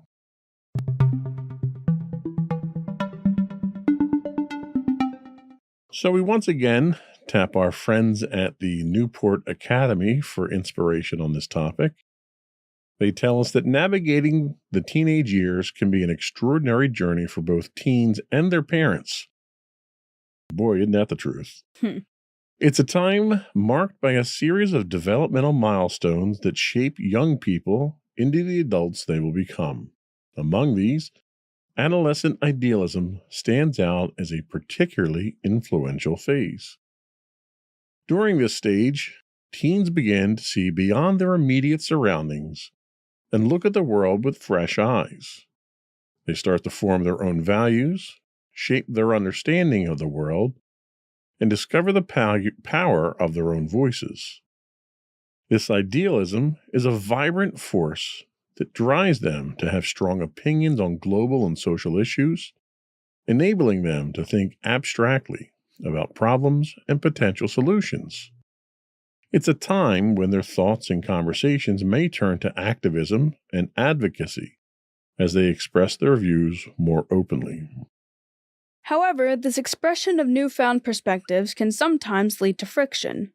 As teens articulate their opinions with growing confidence, they may find themselves in disagreement with parents, peers, and other authorities who have long-established views.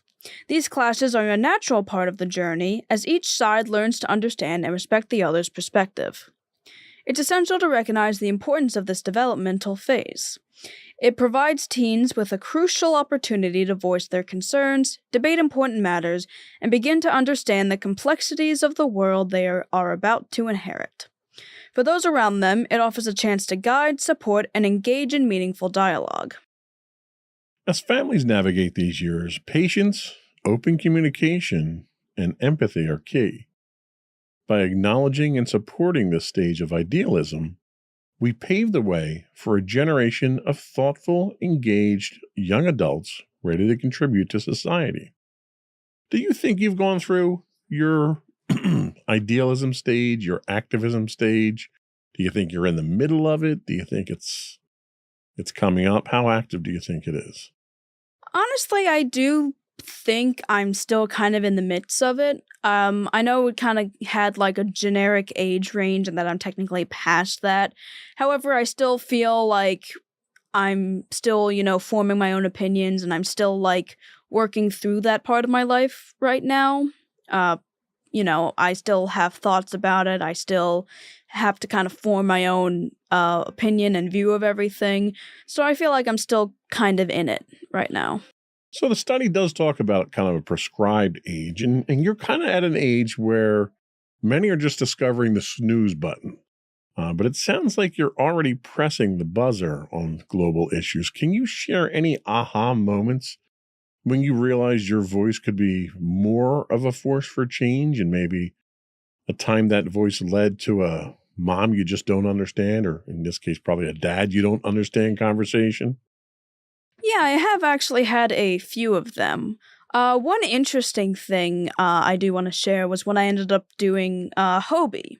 That was a point where basically sophomores of our schools the summer of our sophomore year, we would go to this place up in North Jersey. It was Drew University. And we basically go there and we would basically meet with all other kids and sophomores from all different schools from around New Jersey, and we basically saw there were public speakers there that basically, gave us more influential stuff, and it was basically a whole leadership program.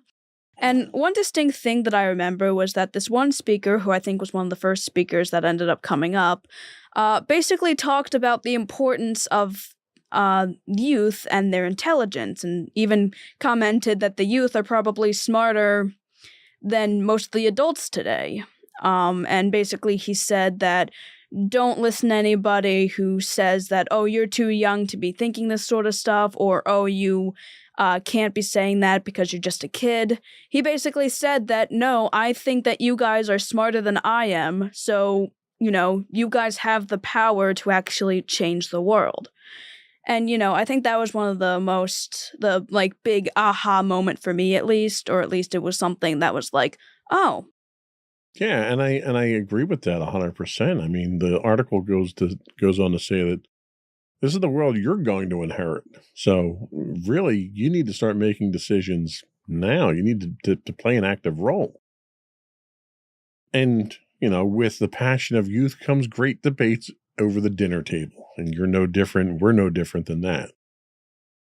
What was the most memorable debate club session you've had with mommy and daddy or friends? And how did it help you see the world through vintage eyes? How did it help you see the world through the eyes of somebody who is, I'll say, more experienced? I guess maybe it was. We've had various talks to the point that I don't even know if I can really pinpoint any specific conversation that we have. However, there are certain topics that we ended up discussing that, while obviously we share very similar opinions when it comes to certain matters, there are other things where you certainly have a different opinion than I do, or you see something a certain way as opposed to how I see it. Okay, I think that's fair, and I think that's important. I think if we agreed on everything, we'd never learn to have that discussion with someone who has an opposing point of view. Yeah.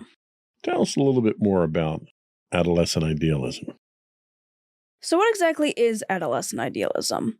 In the unique tapestry of teenage development, a pattern of idealism often emerges, vivid and compelling.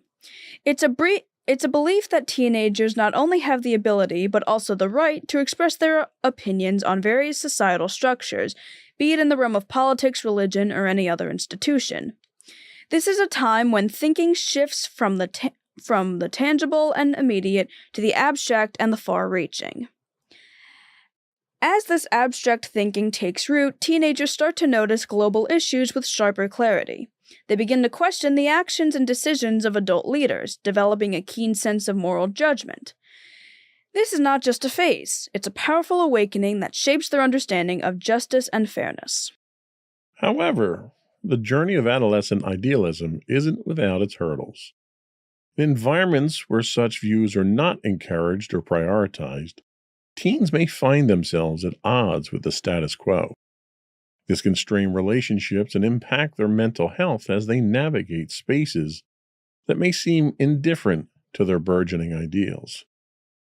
Consider the teenager who organizes a school protest, or the one who joins a march to amplify their voice on issues they care about. Or think of the young person who decides to become vegan, not just as a dietary choice, but as a stand against environmental degradation. Some may take a bold stance against systemic issues, like challenging school curricula that they believe perpetuate racism, and vow to drive change through organized protests. These are more than actions, they are statements, a declaration of the world as they believe it should be. The fire of adolescent idealism is fueled by a desire for change and a better future. It's essential for adults to understand, respect, and constructively engage with these passionate young minds. By doing so, they can help guide their idealism into lasting positive impact. So imagine you just staged a protest at school, and I could see you doing. You probably can't because you're not that outgoing, but you're passionate enough to do it, I think.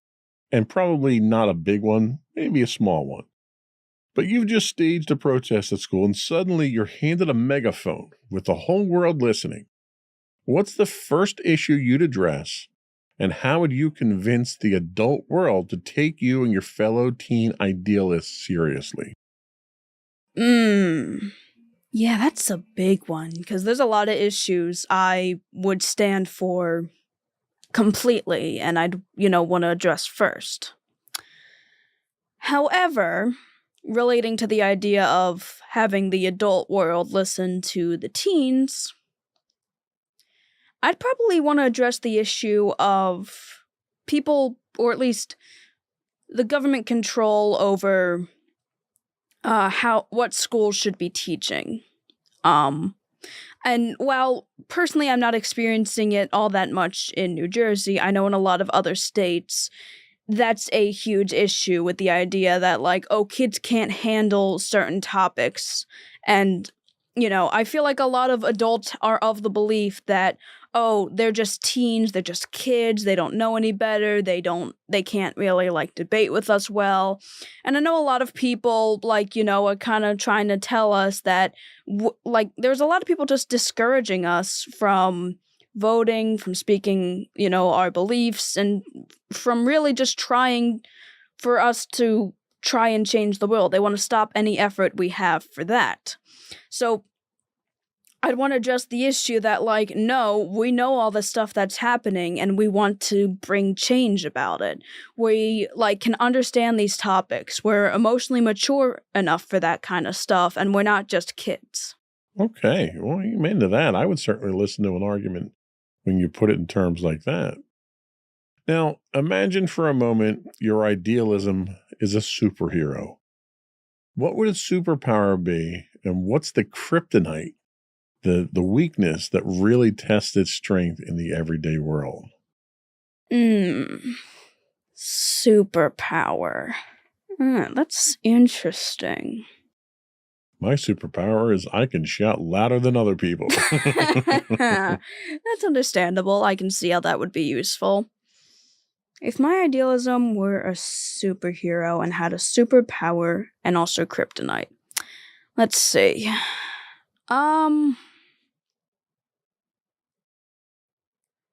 Well, I would think that my superpower could kind of materialize almost any object by thinking about it.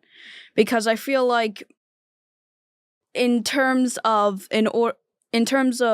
changing the world, there's certain things that might be needed for certain instances, and I feel like that would be a useful enough superpower to be like, oh, you need something in order to, like, protest, or you need something in order to change the world, here you go. Okay, so you're a provider when it comes to your activism then. Yeah, I feel like that would be the most practical use for it. And I don't necessarily want things like mind manipulation, because that kind of is an unwilling sort of thing. So yeah, that's a segment of the population that's probably already using that too much already. The kryptonite for my idealism would probably be those louder voices. I feel like they could, in a way, be weakened by it. And I understand the idea of, like, actions speak louder than words, or sticks and stones might break my bones, but words can never hurt me. Words can hurt, though. Well, if you write a word on the 2x4 and hit you with it, it's going to hurt. Well, right? That's true. That is true. But yeah, I can see that kind of being a weakness, but I can also see them eventually overcoming it in a way. Okay. That makes a lot of sense. So we're going to take our first break, and when we come back, you're going to tell us about adolescent idealism and the connection to mental health. We'll be right back.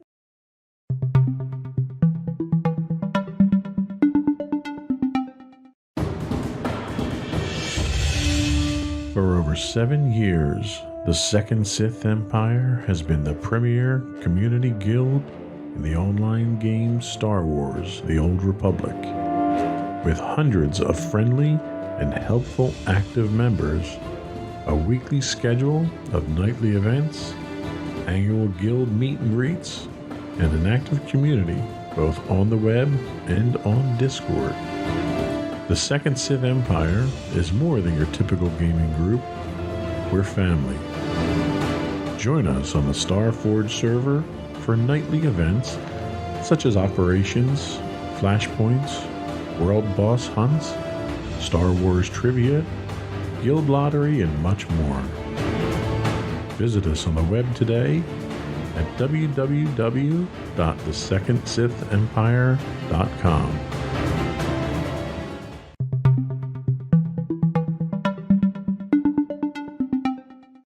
Welcome back to Insights into Teens. Today we're talking about adolescent idealism. And now we're going to talk about the connection between adolescent idealism and mental health. Adolescent idealism is like a powerful lens through which teenagers view the world. It's a natural and common phase of growth that can influence their choices and spark a desire to question and challenge the norms around them. This idealism is a vibrant force that drives many teens to stand up for what they believe to be just and virtuous. However, as teens grapple with the complexities of the world, they may also discover that creating positive change is often a tangled and difficult process. This realization can be heavy, sometimes leading to feelings of sadness, anxiety, or even a sense of helplessness when the world doesn't change as quickly as they'd like. During this intense time of development, it's not uncommon for teens to experience inner conflict. They might find themselves wrestling with their choices, trying to ensure they align with their newfound values. When there's a gap between what they value and what they see or do, it can cause discomfort known as cognitive dissonance.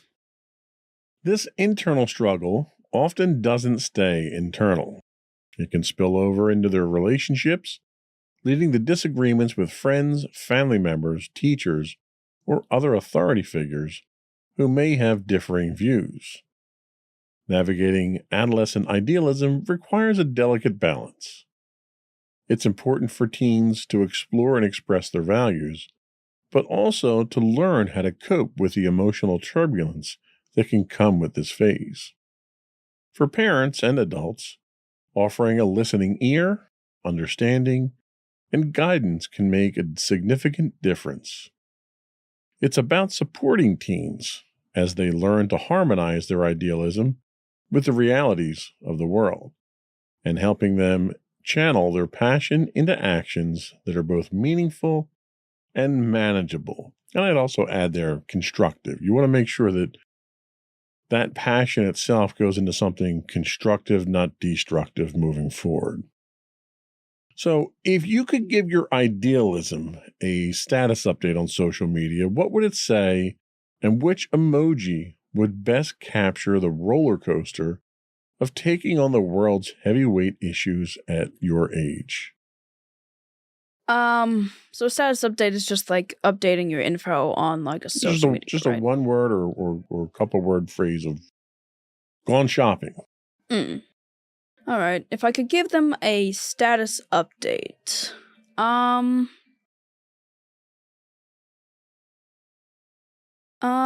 guess I would say I'm still standing. That's good. I like that. A Billy Joel reference. Although, No, Elton John reference. I'm going to Sorry. say that's an Elton John reference. I heard it at a Billy Joel concert, though. It must have been when the two of them were playing together. Maybe. And which emoji would best capture the roller coaster of taking on the world at my age? I guess a roller coaster. Okay. I can't argue with that. So as you navigate the high seas of teenage values, have you ever found yourself in hot water for your beliefs? Like with other people or with myself? Anybody. Have your values or your beliefs ever gotten you into trouble or gotten someone mad at you? I don't think it was ever something that extreme. I do know that, like, I've had instances where people have probably disagreed with me. Okay. I mean, like, I can certainly, if I was interacting with, like, certain people, I could certainly see myself getting in hot water, although I don't really think I've gotten into hot water with anybody or gotten on anyone's, like, radar, I suppose. Now let me ask you a follow-up question. Do you deliberately avoid people that are of a differing opinion or differing mindset actively to prevent any type of conflict or anything from happening? Kinda, not really, but sorta, yeah. So you're somewhat anti-confrontational then. I'm not the most confrontational person, I will admit. I've never really... Whenever I've had a debate with somebody, it's usually been someone who was of a similar belief or had, like, slightly differing opinions from me. It's never been... I've never really interacted with someone on the extreme end of what I was against. Okay. Have you ever actually deliberately taken a side in a conversation or a debate that is diametrically opposed to what your fundamental beliefs are? Not really. Like, I'm kind of a sympathizer, I'll be completely honest. We actually had this interesting thing happen in history where we were basically given statements and we were supposed to stand on one side of the room if we agreed with it or disagreed with it. And you stood in the middle. Yes, I stood in the middle. On all three of the ones we did, I stood in the middle.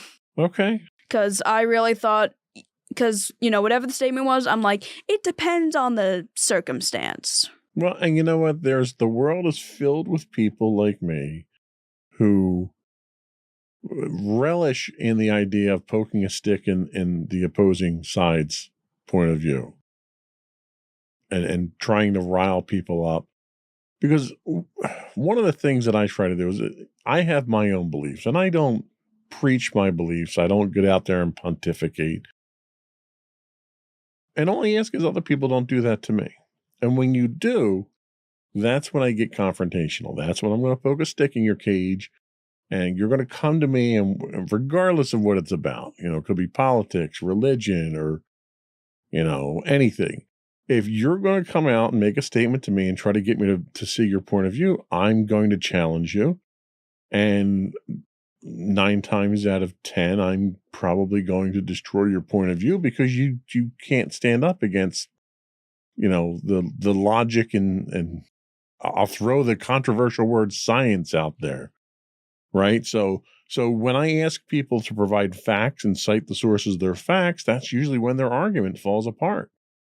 And if I can do it in return, they don't really have a comeback. And that's when the conversation tends to degrade into insults and arguing at that point. Yeah, that's the thing. It's like, I like to kind of be in the middle of most things. I certainly have my own strong beliefs, but I've gotten to a point where it's like, I want to try and see both sides, and I don't necessarily want to have to go to one side over the other. And the thing is, if you have a reasonable argument for something that I don't necessarily agree with, I will listen to you and, I will debate with you in a, civilized manner. But if you don't provide enough evidence for it, or you go to things like insults in order to just say like, oh, I'm right because you suck or something, it's like, at that point, I can't, there's no point in trying to reasonably argue with you because I think we kind of passed the point of an actual civilized debate. Right. And I'm with you. Like, I want to be convinced. I may have my point of view and I have my reasons for it. And if you've got a different point of view, I'm open and willing to listen and have you convince me and bring me over to your side. And I've done this. I don't do it all that much anymore, but I would do it on Twitter or X or whatever it's called now.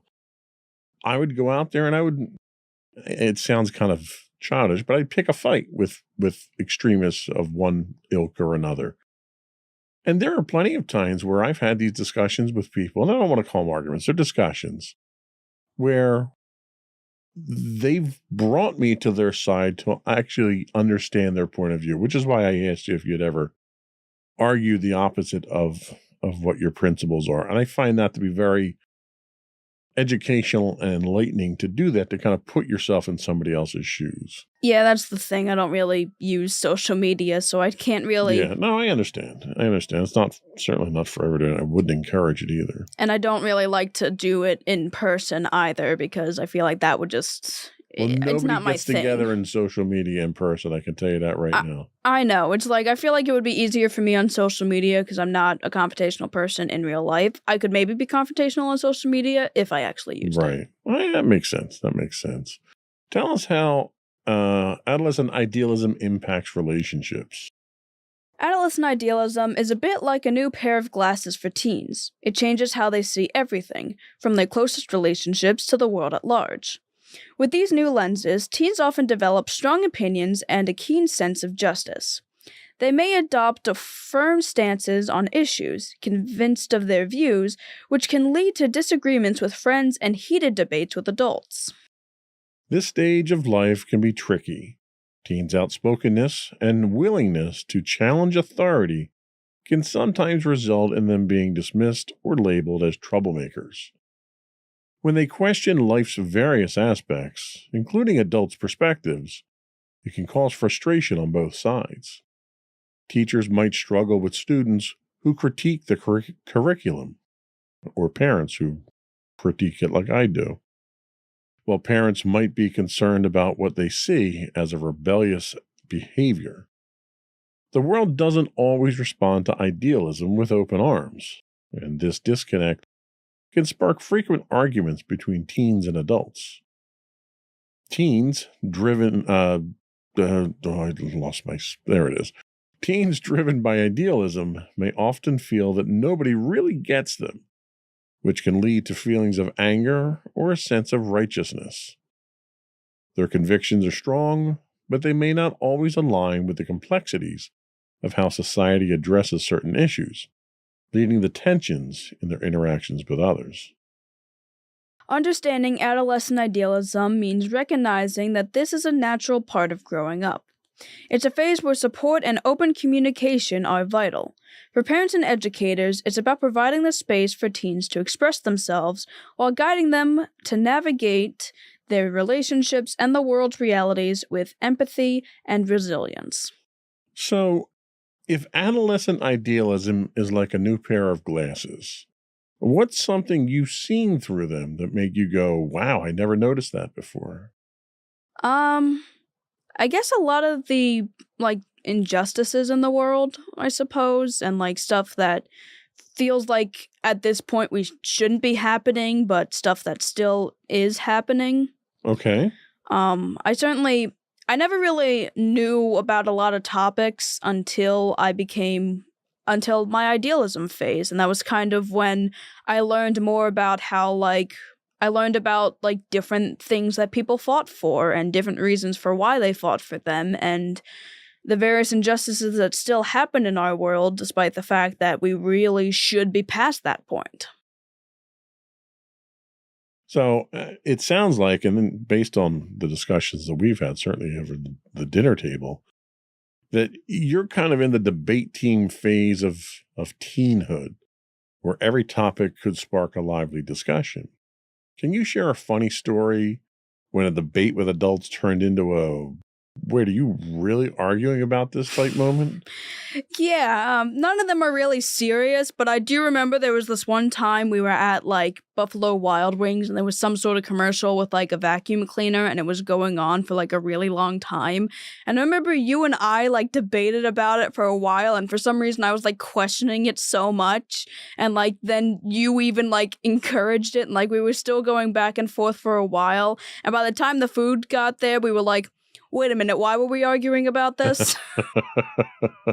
Nice. That's always a fun one. So with your idealism glasses on, excuse me, a frog in my throat there. Have you ever caught a glimpse of something that made you think, this is not what the brochure promised? With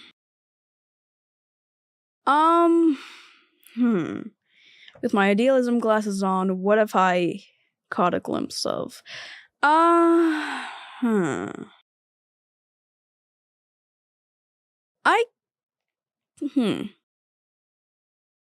guess. Oh, jeez. If they were easy questions, I wouldn't ask them. Yeah, that's true. That's understandable. Is there, let me ask it this way. Is there anything that you've seen in this idealism phase of your life that has completely changed the way you used to look at something previous to that point in your life?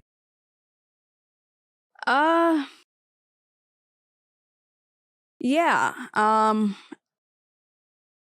Yeah, I just can't tell you what it is. I'm sorry.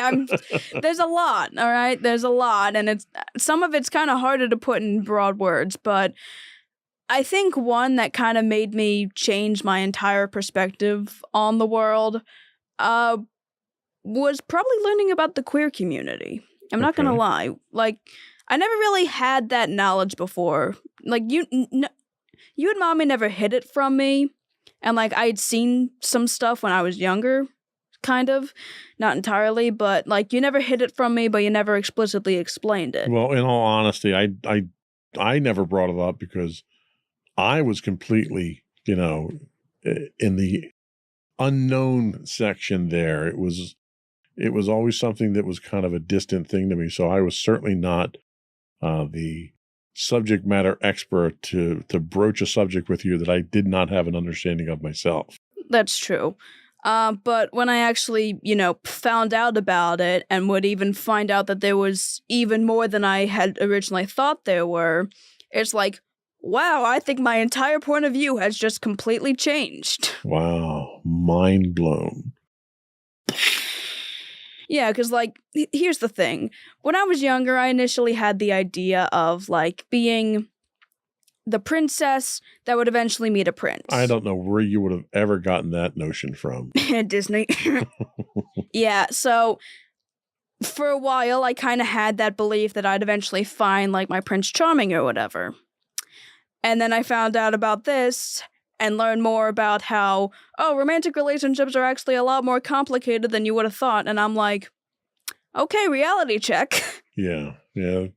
It's one of those things where you go through life with a black and white TV, and then all of a sudden, you've got color. Pretty much. And it's almost like, how did I ever see the world in black and white? Yeah, and that's one of the things I'm going through. It's like, I look back at my younger self and how, I initially thought this sort of thing, and I'm like, how did I ever think that was going to work? Yeah, well, and you know what? Kudos to you for not only recognizing that, but embracing it, because there are some people who go through life with a black and white TV. They're given a brand new full color TV and they just can't handle the colors, and they go back to watching their black and white TV. Yeah. Kudos to you for having the presence of mind to embrace what you did get enlightened with. I think that's a good spot. We can take a quick break and come back, and we're going to talk about how to address adolescent idealism and hopefully help our parents out there deal with it. Not deal with it, but certainly help their kids get through it and nurture that sense with them. But we'll be right back.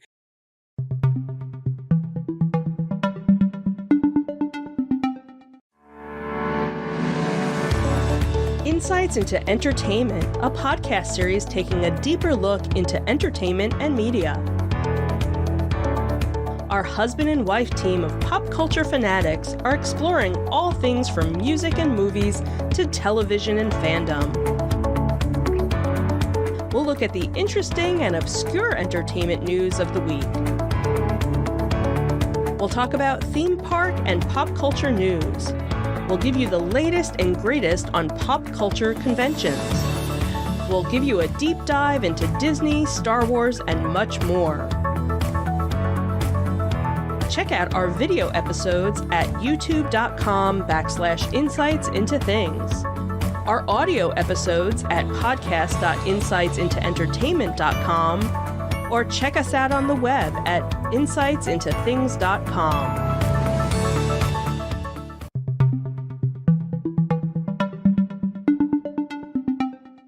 Welcome back to Insights into Teens. Today we're talking about adolescent idealism.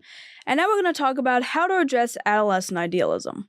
We're saying that a lot today. Yes, we got a commission every time we say it. Yep. When young people hit their teen years, they often start to see the world through a new lens of idealism and opinionated perspectives. This can be quite a shift for parents and caregivers to handle, but there are effective ways to support teens during this critical stage of cognitive development. Firstly, it's key to really listen to what they're saying. When teens talk about issues that matter to them, like vegetarianism, taking the time to understand and show genuine interest can strengthen your bond. If it's something you can do, adding a vegetarian option at meal times shows support for their choices. Validation goes a long way. Acknowledging their feelings and views makes them feel seen and respected. Recounting your own youthful experiences of challenging the status quo can bridge gaps, helping your teen feel a sense of shared experience and less isolation. Nuance is also an important concept to introduce. Encouraging teens to see the good in people they may disagree with helps them grasp that the world isn't black and white. Introducing them to books or podcasts can expand their perspectives, fostering empathy and understanding. The foundation of your relationship with your teen could be... Sorry, I'm going to try that again. The foundation of your relationship with your teen should be unconditional love and support. They need to know that you're in their corner, ready to listen and take them seriously. Instead of discounting their idealistic views, nurture their enthusiasm and guide them towards expressing their ideas with tact and respect. Lastly, educating yourself about adolescent development and the issues your teen is passionate about can be incredibly beneficial. This not only shows that you're...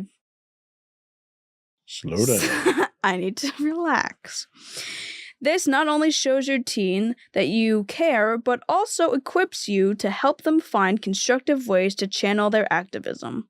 Demonstrating that their voice is powerful and can contribute positively to the community can empower them to make a meaningful impact.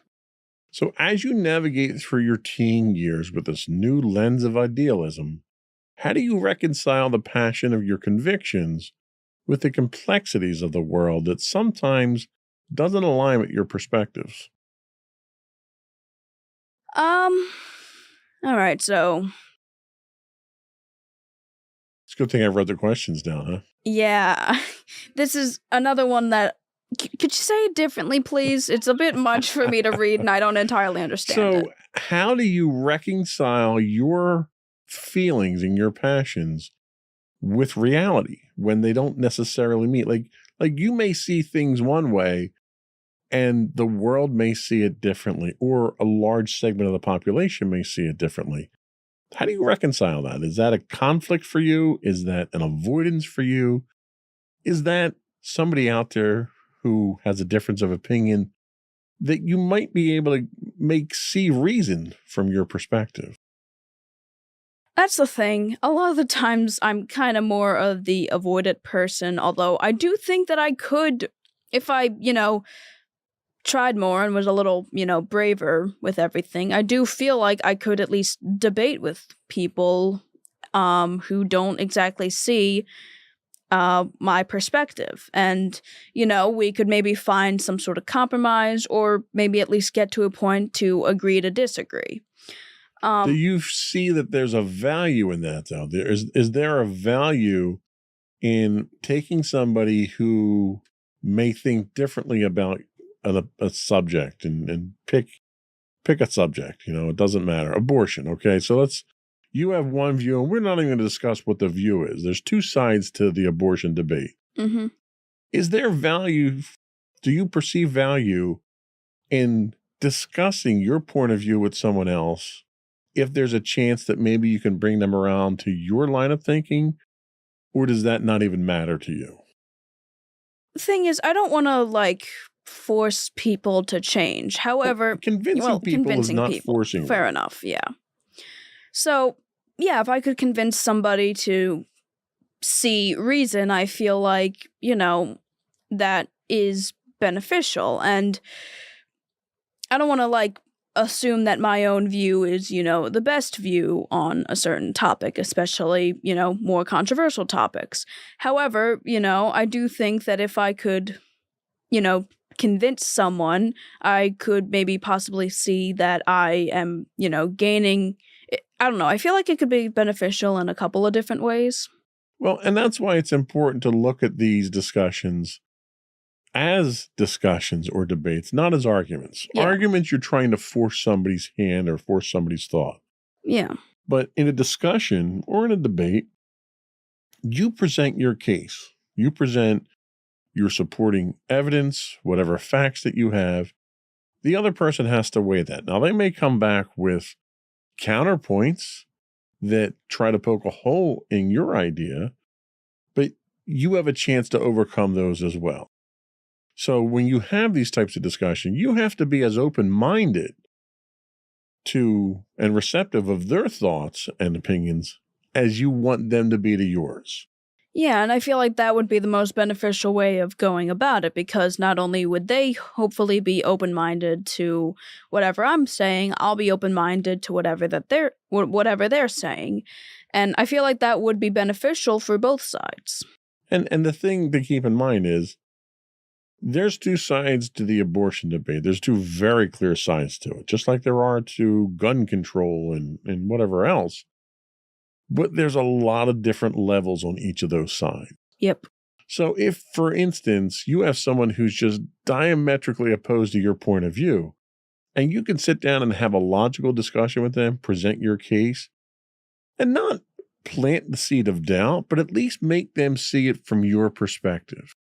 Maybe, just maybe, you might be able to make them be a little bit more sympathetic and a little less unrealistic in their point of view if they're fanatical about their point of view. Yeah. And that's where compromise starts. That's where you can start working on compromise and meet somewhere in the middle. And that's really what makes the world a better place. It's not my way or your way. It's somewhere in the middle. And if your ability to have those discussions to people can start moving them down to that middle ground, that ground of rationalism, then that's how we make the world a better place. It's not about convincing them of our perspective, because like you said, we aren't saying that our perspective or our opinion's the way of the world, but if I can soften up the other guy's point of view to at least be receptive, then he can be more receptive on other things, or she can be more receptive on other things too. Yeah. And if we come back in from that left and that right extreme side, and we come back into that middle ground there, we can cooperate on things and we can make things a little bit more better for the rest of the world. Yeah, the idea of at least just getting away from extremism, I think, is at least the best way we should be going about things. So in discussions with parents and caregivers, how do you find common ground when viewpoints do clash, especially on topics you feel strongly about, like politics or social justice? Well, if we've ever had to, clash with certain issues, usually I will present my case and why I believe certain things. And then whatever other family member that disagreed with me would, present their case. And I feel like through that sort of thing, we can still find some sort of compromise, usually something that we can agree upon. We'll basically try to go back and forth between us in the discussion until we reach a point that we can both at least kind of agree on. Okay. And that's how the process is supposed to work. It's common ground. One last question, and then we'll take a quick break and come back with your closing thoughts. So looking forward, how do you envision channeling your current ideals and passions into actions that will positively shape your community and the wider world? Well, I think I want to take a larger stance when it comes to activism, or at least in a way, try to do more. I have all these ideas and passions, but I don't always utilize them. I understand I'm not really the most social person out there, and it might be a little more difficult for someone like me to go out there and make a stance. But I do want to try and take more action, because even if, we do the podcast and I talk about wanting to do all the good stuff, I want to actually do things that will be beneficial, will help, will show my activism, rather than just saying I support these topics. Well, and you never know. The passion that you have for your activism might be the thing that unlocks that innate hesitation to go out there and speak with people more directly. You never know. Yeah. We're going to take a quick break. Come back. We'll get your closing thoughts and finish up with the business of the podcast. We'll be right back.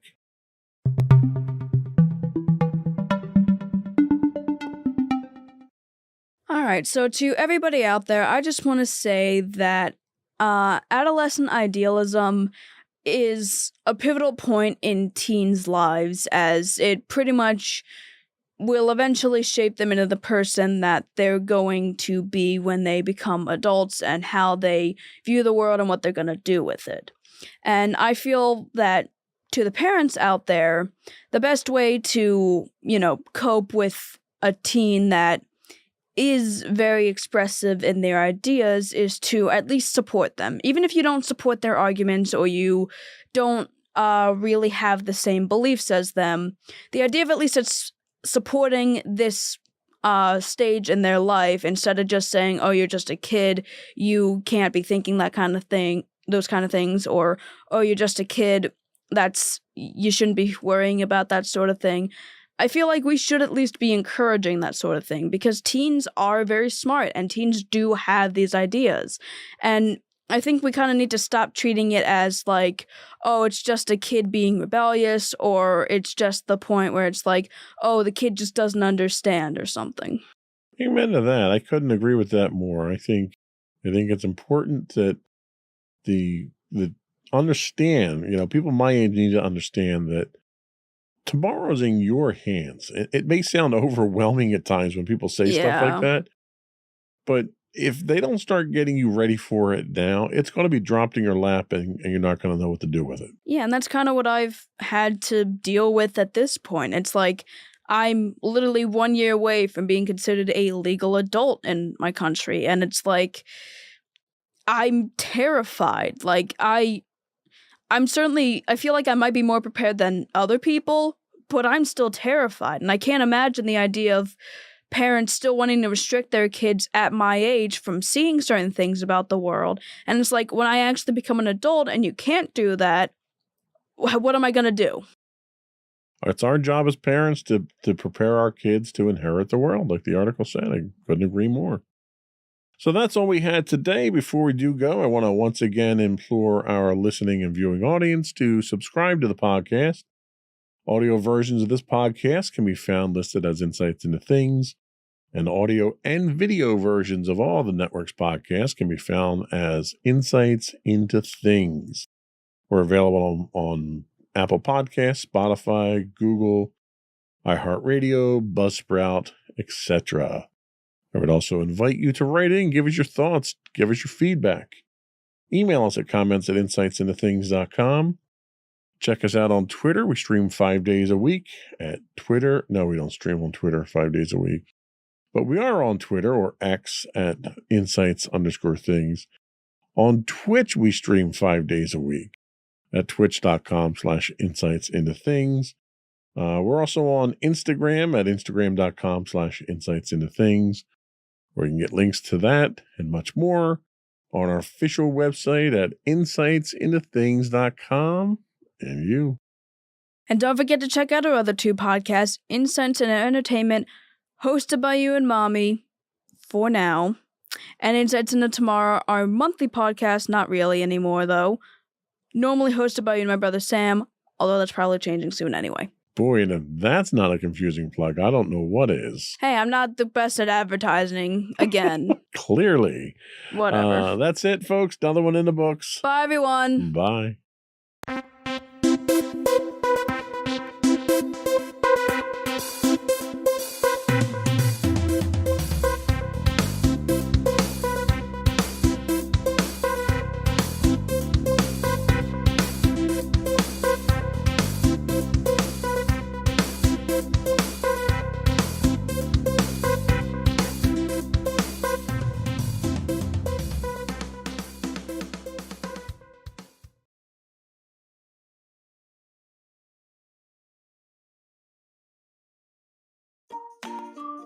Insightful podcasts by informative hosts.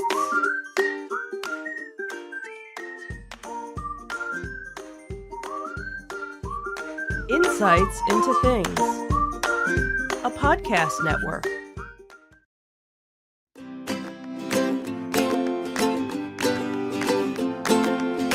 Welcome to Insights into Teens, a podcast series exploring the issues and challenges of today's youth. Your hosts are Joseph and Madison Whalen, a father and daughter team making their way through the challenges of the teenage years.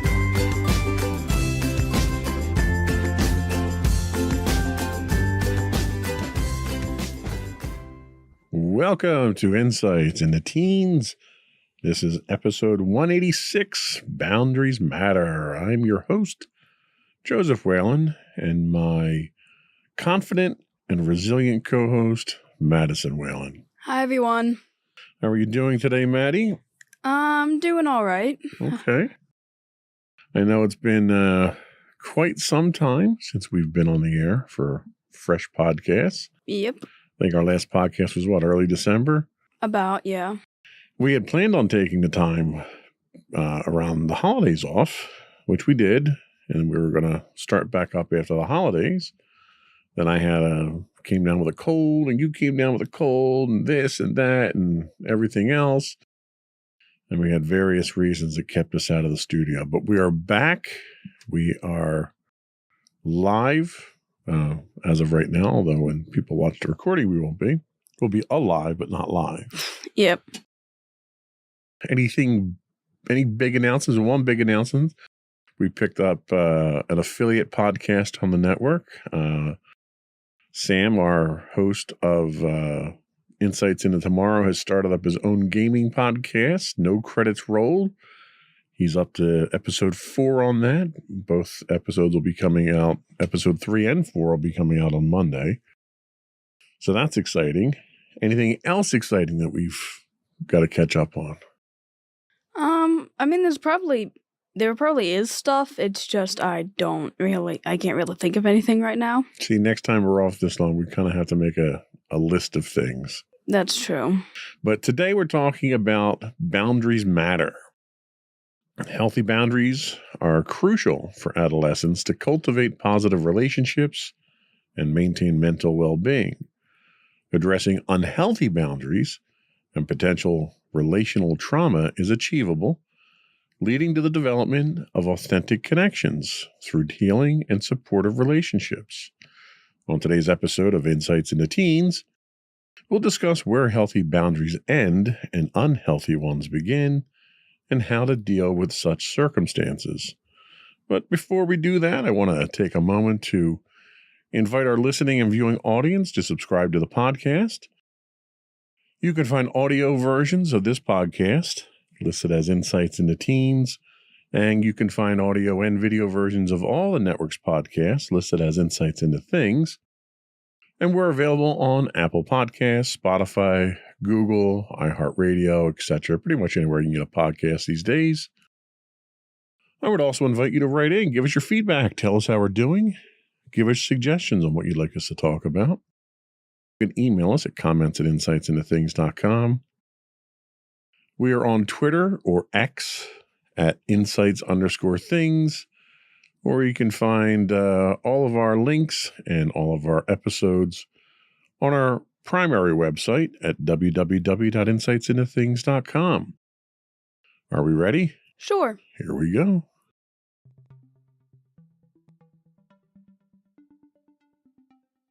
So the purpose of boundaries. Navigating the complex landscape of relationships and maintaining our mental well-being can feel like a real challenge, especially during our teenage years. That's where the concept of healthy boundaries steps in, becoming a fundamental aspect of our lives that shapes the way we connect with others and safeguard our emotional and psychological health. Imagine healthy boundaries as the invisible threads that weave our connections together. They're more than just limits, they're the bedrock upon which positive relationships are built, ensuring that our emotional and mental landscapes remain intact. These boundaries are like the signposts that help us define what's acceptable and what's not, all while nurturing our sense of self-respect and individuality. They are the secret ingredient that turns ordinary interactions into genuine and enriching relationships. Our journey towards understanding boundaries often begins with our caregivers, our parents, or primary role models. They teach us, both through their words and actions, about the unspoken rules of engagement in the world. But sometimes, when boundaries seem blurred or even dysfunctional, it might be a sign that the family dynamic has encountered disruptions, possibly linked to what we call relational trauma. Unpacking and addressing these issues becomes a vital step in forming healthy boundaries. What's truly remarkable is that we have the power to rewrite our boundary narrative, even if our early lessons were unclear. Adolescents are incredibly resilient beings, capable of learning the art of authentic connections despite past setbacks. Rebuilding relationships with our parents is a crucial starting point. This mending process equips us with the foundation we need to establish secure and healthy boundaries. Building strong connections with mentors, friends, and role models like teachers, counselors, and therapists further enhances our understanding of boundaries and real, heartfelt interaction. Boundaries are like shields that protect our emotional and mental sanctuaries from external intrusions, all while ensuring we don't inadvertently hurt others. There are 3 major types of boundaries, including physical boundaries. These are the invisible bubbles that define our personal space. They determine who can enter our personal zone and under what circumstances, shielding us from unwanted physical contact and giving us the comfort we need. There's also emotional boundaries. Think of these as your emotional guardians. They keep out negative emotional energies from others, preventing manipulation and ensuring that no one exploits our feelings. We also have mental boundaries. These are the guardians of our thoughts. They fend off hurtful words, ideas, and judgments, preserving our sense of self-worth and mental well-being. And what are the rewards of these healthy boundaries? Well, they're enormous. A solid boundary system empowers us to take control of our emotional, mental, and even physical health. By setting boundaries, we're sending out a strong signal that our well-being matters, and we demand respect and protection. These boundaries pave the way for mutual respect and understanding in our relationships, creating an environment where genuine connections can thrive and flourish. Healthy boundaries aren't just limits, they're the very fabric that holds our emotional balance and our capacity to form real, meaningful relationships. Whether we're learning from our caregivers, working through past relational struggles, or grasping the layers of different boundary types, it's all part of the journey towards building healthier connections and enhancing our overall mental well-being. One of the things that I've noticed as you've grown up is the boundaries change and they evolve. And I would even venture to say that there are more boundaries that go up for privacy's sake. But the one thing that I will say is that while there are a lot of boundaries that go into place for all these protections, those boundaries are dependent on trust and understanding. You know, I trust that you're going to take the freedoms that we give you and use them responsibly, and you're not going to violate that trust. Do you feel as though the boundaries that you have set now are comfortable for you? Do you feel they're overly burdensome? Do you feel they don't go far enough? What are your thoughts on the boundaries that you live with today on a day-to-day basis? I think for the most part, I feel fine with all the boundaries that I live with when it comes to, I guess, specifically the boundaries that we all set for each other. I feel like they're pretty fine. I definitely think that we have all 3 boundaries to a certain extent, and I don't feel it could be better. It probably also could be a lot worse, but I feel like for now they're pretty good. So how would you describe your own set of boundaries and relationships today? Are there specific situations where you find it challenging to maintain these boundaries, and how do you handle them? I do tend to set my own boundaries with a lot of people, and it can kind of vary for me. I feel like for the most part, everyone kind of understands my boundaries, although sometimes it can be a little Like, there's small instances where my boundaries are kind of crossed, but it's never anything, like, super serious. It's just, I need to probably communicate a little better. But other than that, I have, like, set boundaries for some people and other boundaries for other people. One of the examples is physical touch, in the sense of when it comes to my family, I'm good with hugs, high fives, handshakes. You guys, I'm most comfortable being physically affectionate. Getting punched in the arm when you twitch, you know. Or that. But, like, when it comes to my friends, I've kind of found that with almost anybody else, like, I'm fine with hugs, but I don't want people to just hug me immediately with, like, no warning. Or, like, I can't even really see myself hugging a lot of my friends just, like, spontaneously. I usually have them ask me or I ask them. It's right. So the unsolicited mutual type of contact is something that you don't welcome. That doesn't mean you're not opposed to that kind of contact, but it has to be in the right context and it has to be under the right circumstances. Yeah, and I mean, like, with you guys, I still ask if I can hug you, but I do think I'm more comfortable when it comes to hugging, at least in that sense, with you guys than I am with my friends. Like, I picture myself hugging you guys way more than I picture myself hugging any of my friends. Right. No, I get that. How do you protect your emotional and mental well-being in your interactions with others? What boundaries are instantaneous? What are your default boundaries when you interact with other people that you might not necessarily have a close relationship with? Well, my default boundaries are I'd like not to be touched by someone I'm not that close to. Like, I can do, like, high fives, but even then it's like, I don't know. That's definitely one of the boundaries I put up. When it comes to the mental and emotional sort of part of that, I usually kind of just prefer more generic, like, talking points rather than, like, some more deep and heavy talking points relating to, like, say we're talking about school, and, like, instead of talking about, like, how stressed I am or, like, all these other, like, mental issues I'm dealing with when it comes to school, we might just talk about, like, oh yeah, school's not all that fun or whatever, and, like, we just talk about, like, hobbies that we like or whatever. Right. Now, have you run into situations where people have tried, either deliberately or inadvertently, to cross these boundaries of yours, and when that happens, what's your reaction? How do you deal with that? Well, I do have one friend that crosses my boundaries, but in the sense of trying to help me. But that friend I've known since I was in high school. We kind of bonded over being in the same class together.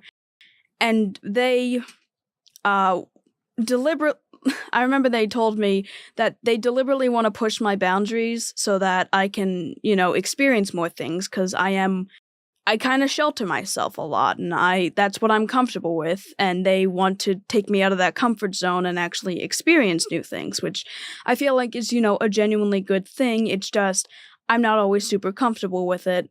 But otherwise, like, I do feel like it's something good, and, it's great that they're trying to help me with that, and they've gotten me to, do some stuff and get out of my comfort zone a little more, but that's kind of the best example I can come up with. Well, and I think that's a really good example, because I think there's something worthwhile in pushing those boundaries and pushing it.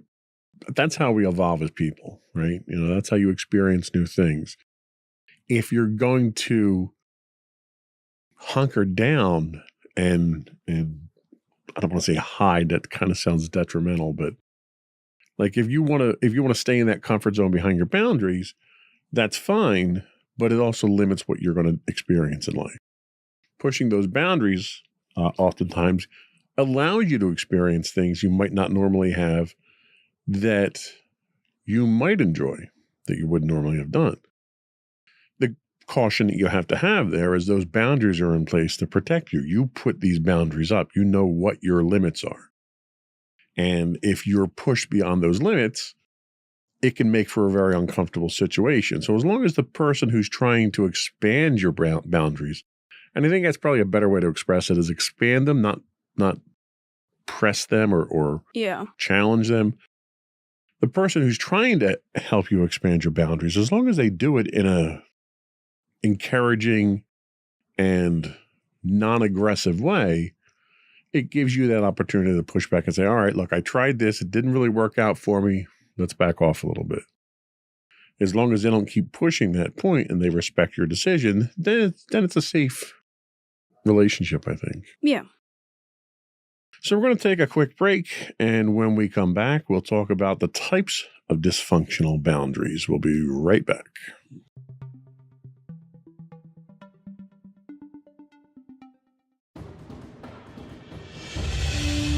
For over 7 years, the Second Sith Empire has been the premier community guild in the online game Star Wars: The Old Republic. With hundreds of friendly and helpful active members, a weekly schedule of nightly events, annual guild meet and greets, and an active community both on the web and on Discord. The Second Sith Empire is more than your typical gaming group. We're family. Join us on the Starforge server for nightly events such as operations, flashpoints, world boss hunts, Star Wars trivia, guild lottery, and much more. Visit us on the web today at www.thesecondsithempire.com.